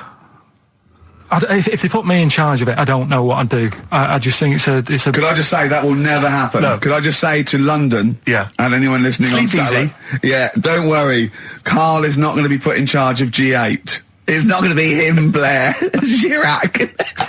That would be a joy if it were. That would be amazing. But anyway, so let's assume some alternate universe you are in charge. What would you do? Monkeys, obviously. It's like Planet of the Apes.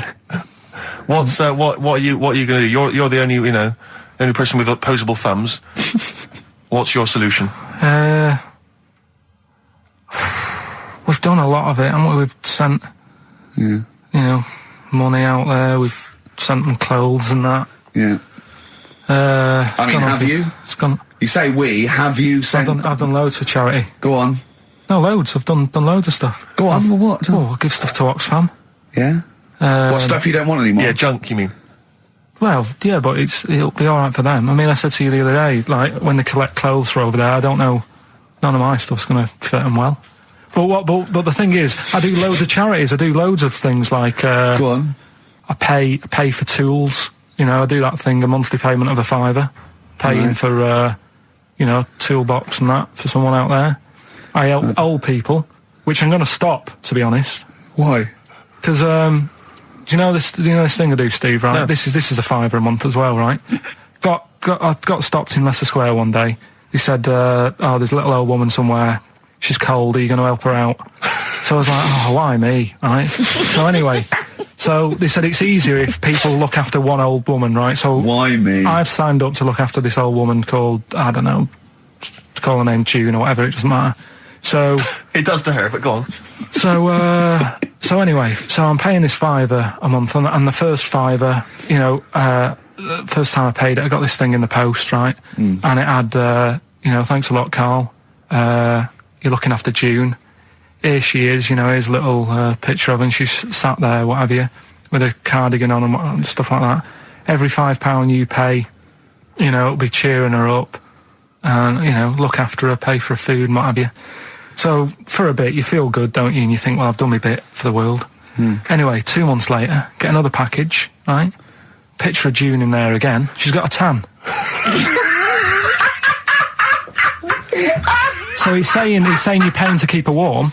No, they meant a week in Mallorca or whatever. And this is what I mean. People if they can get away with it. So whilst Geldof's there every year or every couple of years, going, let's do this for them, let's do that. I tell you what, I wouldn't get off my arse if I was over there. But that isn't having a go. I don't know where to start. That isn't having a go though. What do you think? So what do you think? You think they're going? Don't bother getting a job or anything. Geldof will be here, Geldof will be. It's June. I don't know. It's difficult, isn't it? It's difficult. So you think Sir Bob should just wash his hands of the whole affair? You think it's a complete waste of time? Is that what you're saying? That you should just leave them to it. Just leave them to it.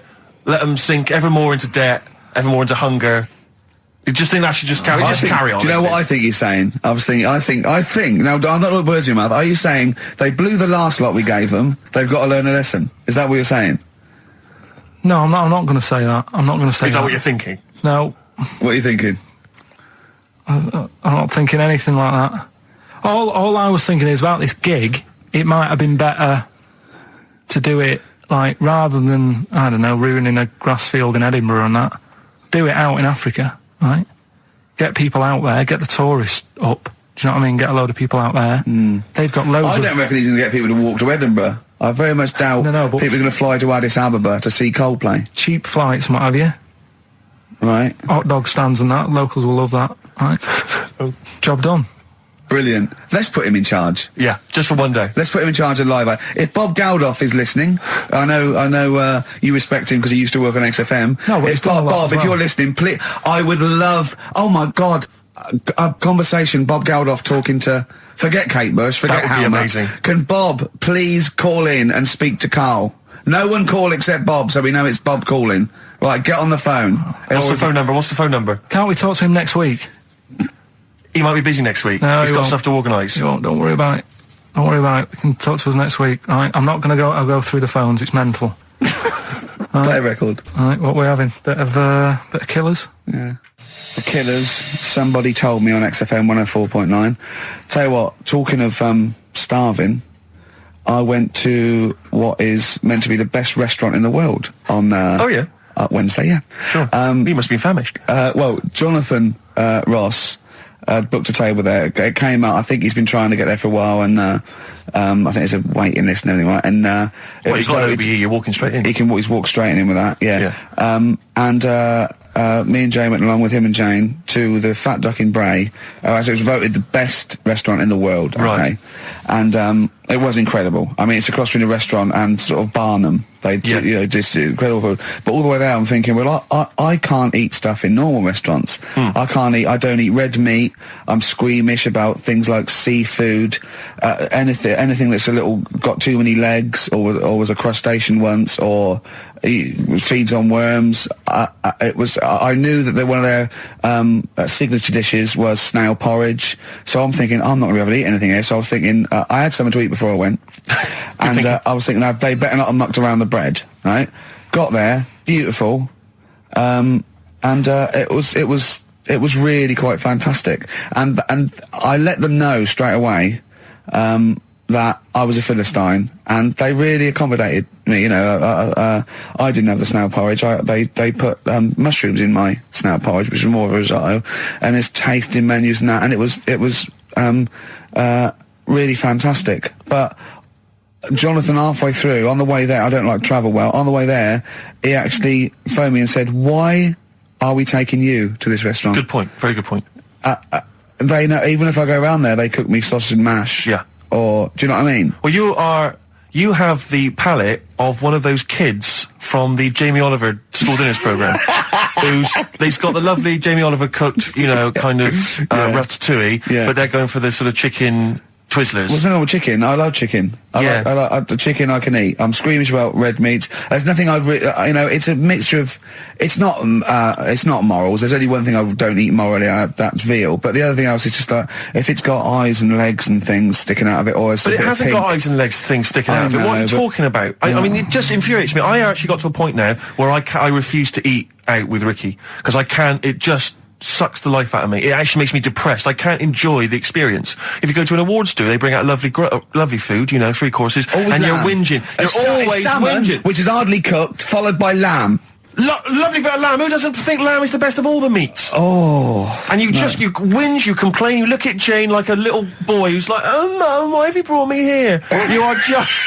and I tell you, and I put it at the, I don't want to, badmouth people, but I suspect it's your family. I suspect it was your upbringing. I imagine that if I came to your house, late 60s, early 70s, came round to your place in Reading, it would have just been the smell of chip fat. Always just on. everywhere, Chip pervading, fat fire just on. one of those chip fat fires that's just, like you say, constantly, 24 hours a day, I used to eat just things. bubbling away. I used to eat beef and pork and that, and I used to have to, eventually, when I was getting sort of squeamish and getting older, I'd make her burn it so much that it was just like chewing on a piece of leather anyway. where I couldn't stand the sight of blood or so. A salad in your house would have been I'll tell you what a pickled salad is. onion and a packet of crisps. No, a salad in my house, right, was when it was summer, we were out in the garden, lovely salad, grated cheese, grated egg, 2 bits of beetroot with your leaf, a pickled onion, and a packet of crisps.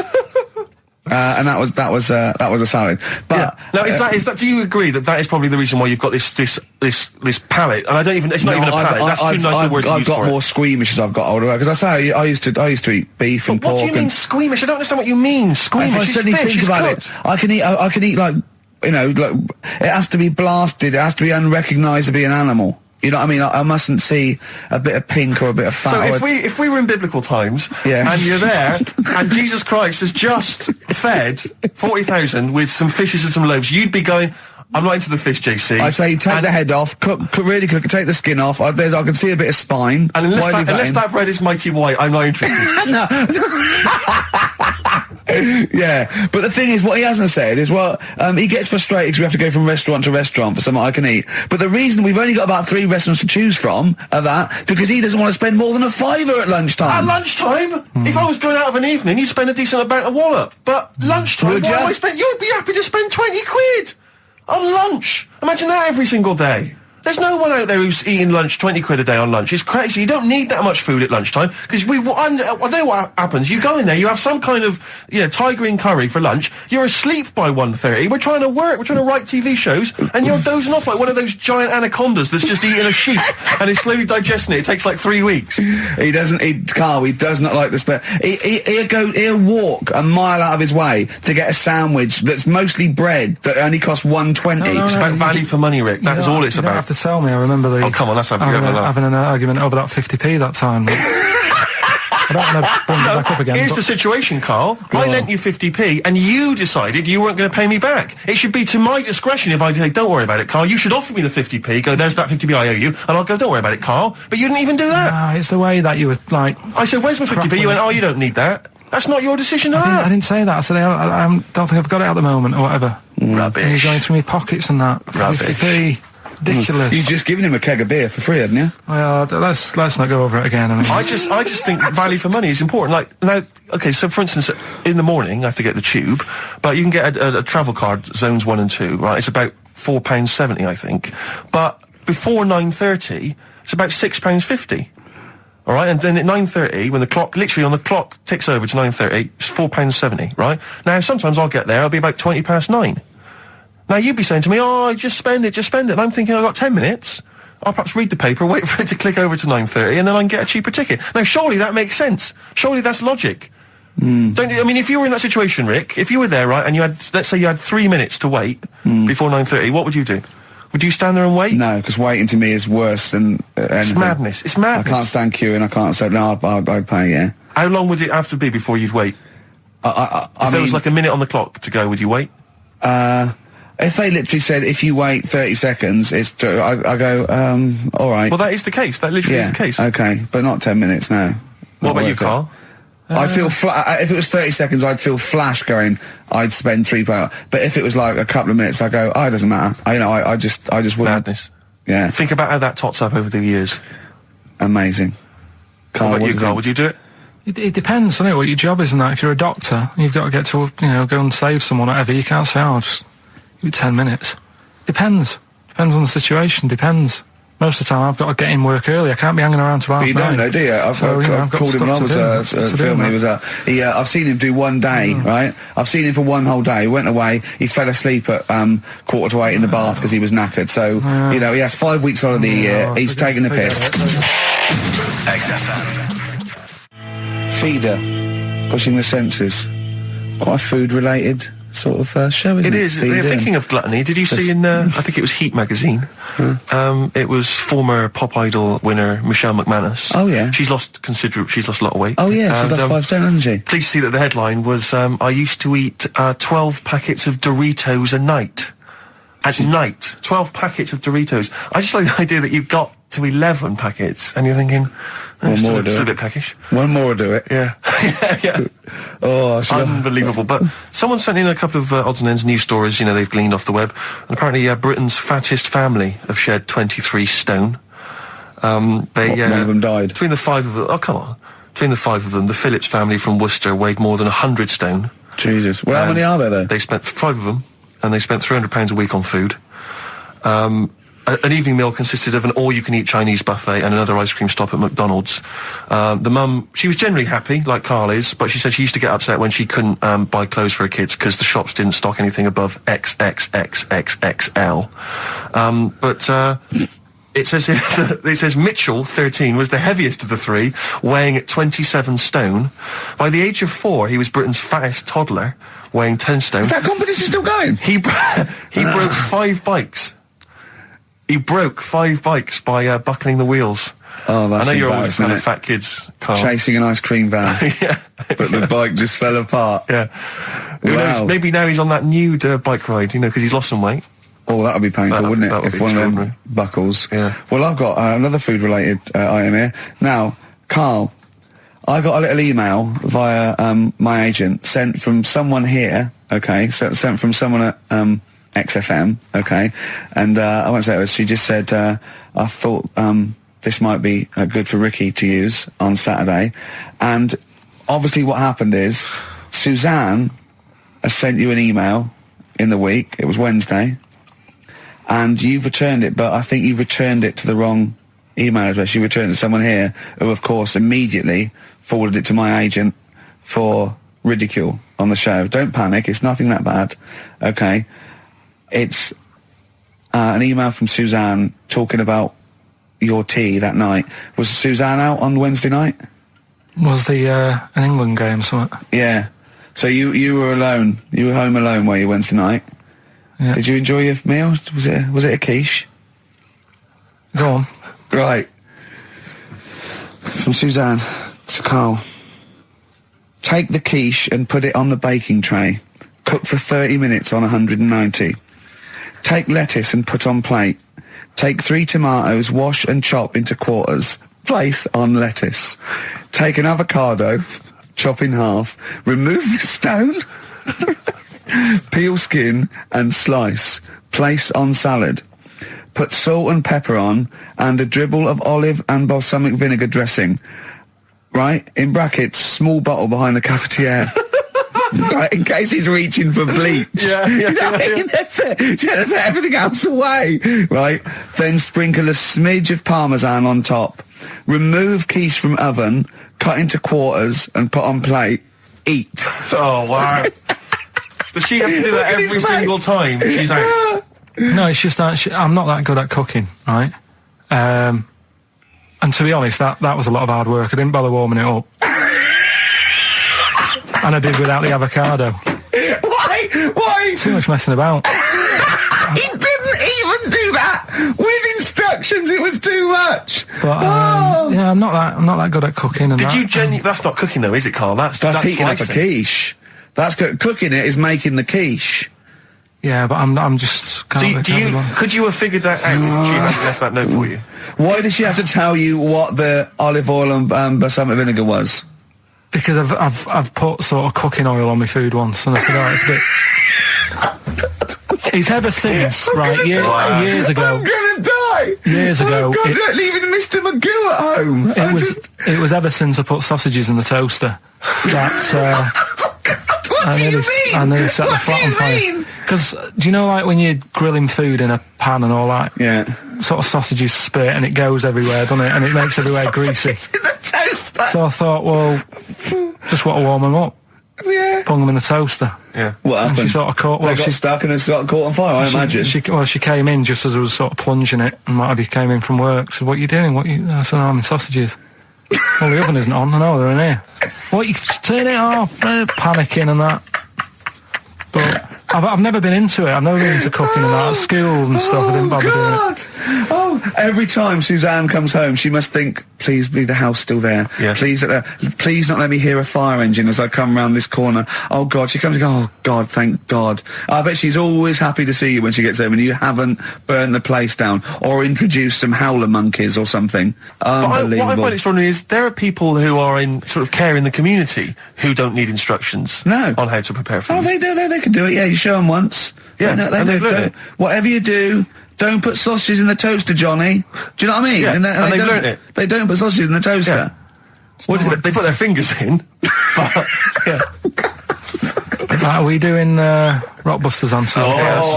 It's what London's waiting for. I'll tell you what, we'll play a song and do Why not? Rockbusters, yeah. It's worth waiting for. Have we still got Monkey News to come? Yeah. Oh. Roxy Music with the old Dylan classic Hard Rains on XFM 104.9. Mixing it up, just mixing it up, mixing and matching. We've got Neil Young, we've got a bit of Roxy Music, we don't care, do we? They were right up, bang up to date with some of the latest tracks from Feeder and the like, so... Yeah, big time. But it's what they're waiting for, it's the Rockbusters answers. That's right. Right. Okay, give us the clue, give us the answer. Right then, first one. Hurry up, because we haven't got long for Monkey News. Don't worry about it, don't worry about it. First one. There's a vehicle over there that's... It's changed. Selling kebabs. Oh, it's changed, go on. Initial D. Yeah, where's it? That was Donovan. Okay. Alright, yeah, okay. Yeah. That Good. worked. I'll give you that. Yeah. Second That's a one. real clue. Well, they got it, like they always do, so they're always real clues. Second one. You're asked if you want that bit of the egg, right? You think about it, then you decide against it. I think I know this one. What was the initial again? Y-O. Is this John Lennon's wife, Yoko Ono? Yeah, that's right. I think that was her name, Yoko Ono, wasn't it? Yeah, it's Yoko No. That was- It was Yoko No. No, you've got it no. wrong. You're thinking about it. You're asked if you want a bit of the egg. Yeah. You go, yolk. You think about it. Oh no.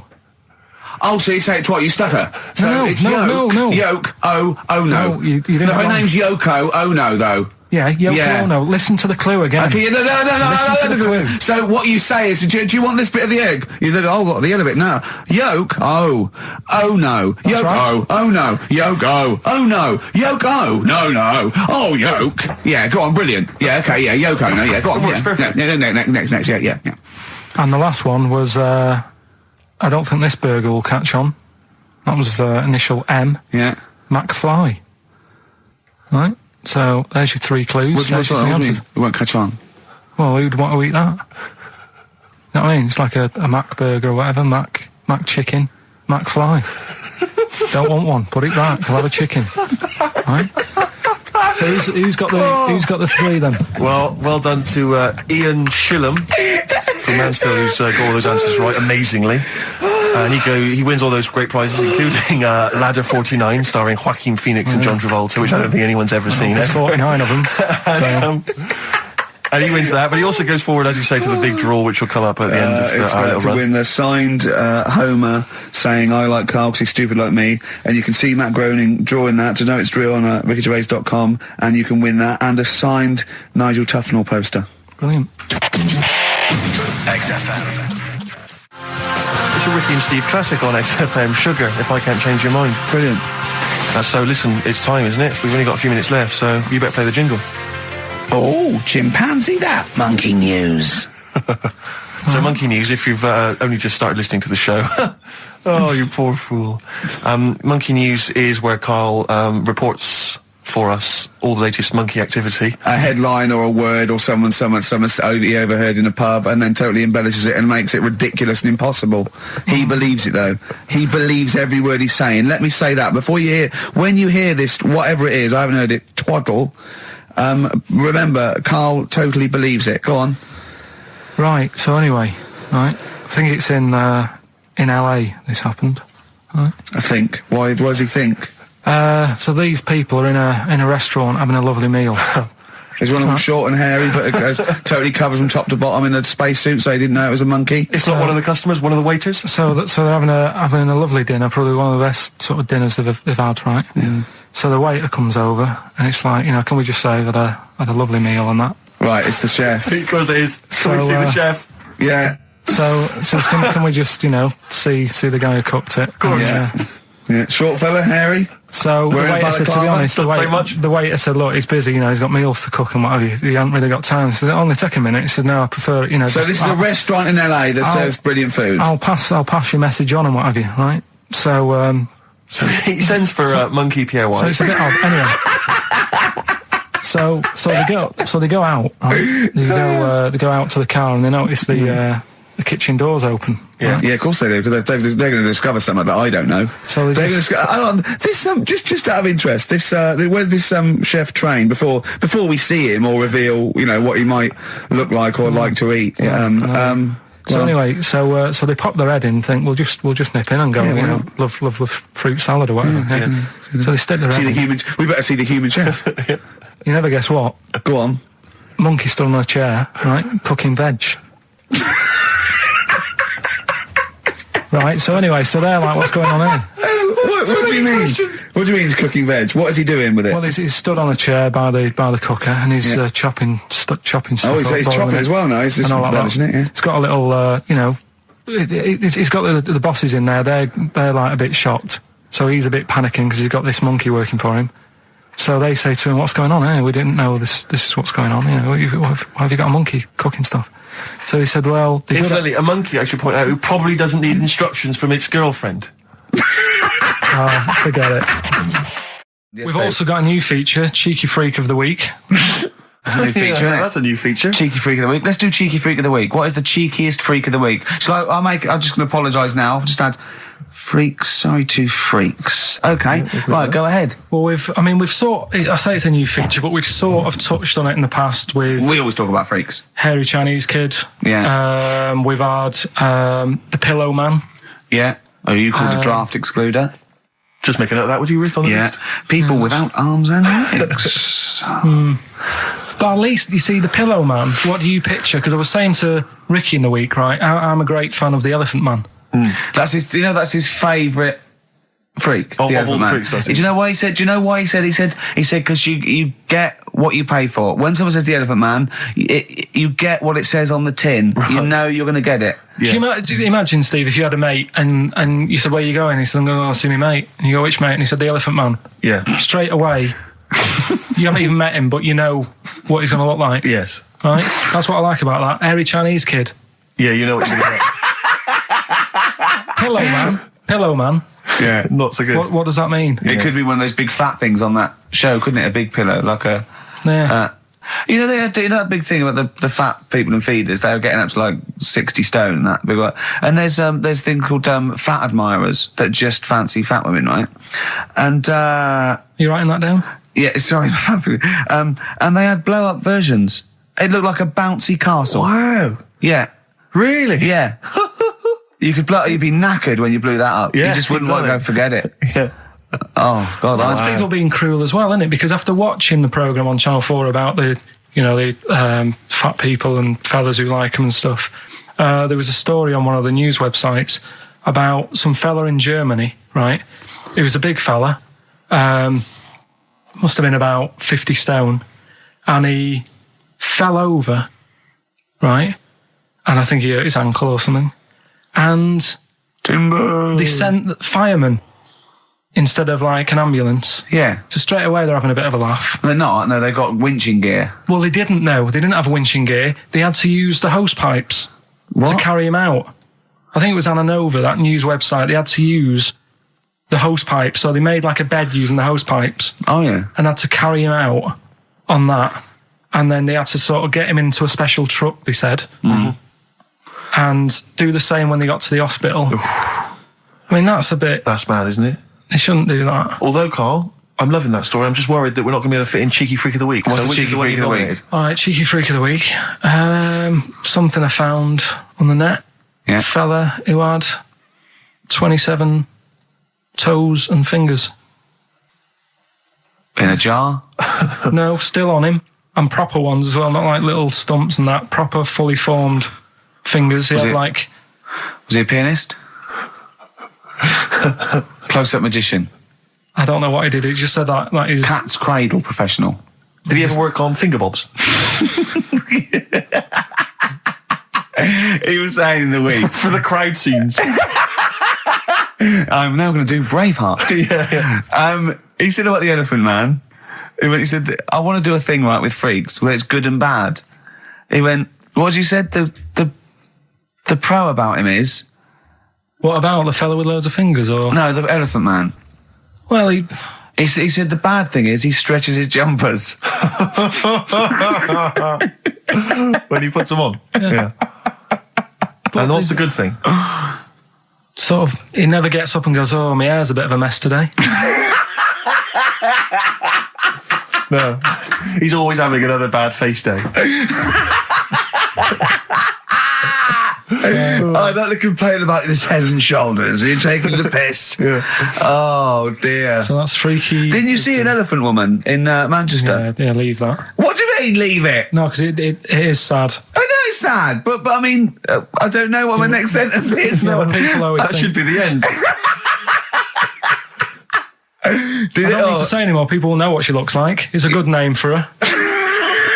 Did she like buns?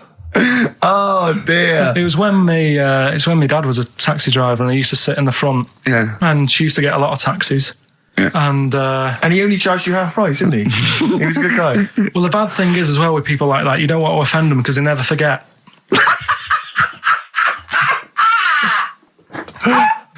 Oh, Carl! But, Karl Pilkington. I was sat in the front of the cab and my dad goes, "Right, we're going to go and pick the I can't even tell you the name. These guys, just evil." Right? What do you mean? No, leave it. So she's got... No, Carl, please. tell me what he said. No. You've already stitched him up. He's Stephen things from Little Welsh I don't Fellas. care. Right, what did he call her? Steve, back No! up on this. I really Carl, don't want to be to... fair, our opinion of him is already pretty low. Look, tell me what he said. No, it's not. I'm scared of what my dad gets. It's the person who's got the She's thing not wrong. listening, is she? Well, her headphones wouldn't fit on her head. Tell me what he called her. I don't want to. Tell me what he called her, Carl. I'm getting angry, man. Tell me what he called her. No, I'll leave that. Honestly, Tell me what he... It doesn't matter. Tell me what he called her. Carl, just... I'm going to go... Seriously, I want to know what he called her. Right, you're not going to stop this show. We're not doing the next show until you tell me what he called her. What did your father call the elephant head woman? Tell me.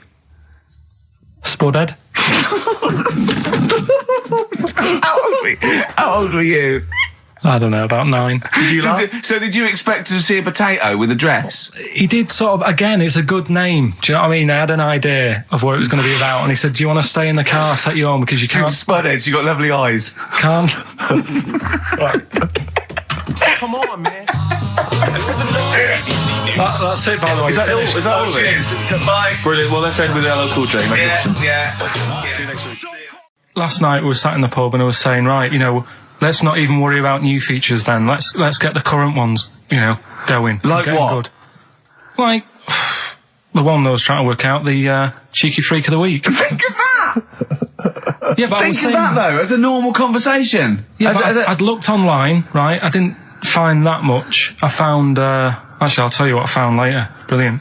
We're looking for them, right? And then at one point, I think you said to me, "Go and, what about the Guinness Book of Records? Yeah, they'll have like the best freak in the world or whatever." Yeah, ever. So I said, yeah, bring one in. Now you've got one at home. Yeah, I got a But you couple. couldn't be bothered carrying that in today, so I had to go out of the pub that I was at, Yeah. nip into Borders, Yeah. buy a Guinness Book of Records, Yeah. out of my own money, $18.99. Yeah. Bring it back, and then you said, "Oh, I don't know if I want to do this feature." So it cost me 20 quid for that. I had to buy a video for Silence of the Lambs film clip. I'm actually out of pocket at the end of this. Just looking through the Guinness That's Book of still the funniest thing, isn't it? Squeaking at someone when they got a cup of tea. Right. There are a lot of what strike me as seemingly pointless feats. The Guinness Book of Records is right. The Guinness Book of Records is great. I used to love it as a kid. I've had about 10 copies in my life. The last one I bought a couple of years ago, present. It was really good. I love it. I love the real records: tallest, fattest, thinnest, best, fastest, most expensive, biggest, and all that. But the ones that really annoy me are the ones that. The reason these people are in there for it are the only people that tried. What, yeah. Like it's the milk bottle on your head. Most watches eaten. I just found that one. Kim Sung-do from South Korea ate 5 watches, the entire watch with the exception of the wristband, in a time of 1 hour 34 minutes. What do you make of that, Carl? Made him regular. Come on. How did they time him? Most live rattlesnakes held in the mouth. 8 live rattlesnakes held by, it just says an idiot. Yeah, this gives you an idea, Carl.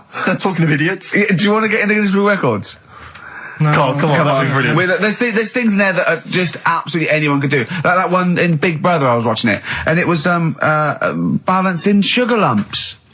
I want to go, How many people try that? If there's schools around Britain going, listen, we've got to get in the sugar lump award. It's grassroots level. There's not enough kids balancing sugar lumps. How can we compete in the world market? I was looking at it last night, and there was one about the farthest that a dog swam. I think it was something like 9 miles, but it had no choice, did it? You know what I mean? He took it out to the Atlantic or something, and so it didn't want to do it. Threw it in the water. Yeah. So it's not all right to put it in a bin bag and chuck it in a canal, but it's for a world record. Yeah. 9 miles it did. Oh, God. Possible ones that you could do, Carl. What's the most Forrest Gumps fitted in one wheelie bin? What about this one for you, Carl? The record stands at the moment for most arrows caught by hand, but that's quite tricky. So what about most arrows caught by head?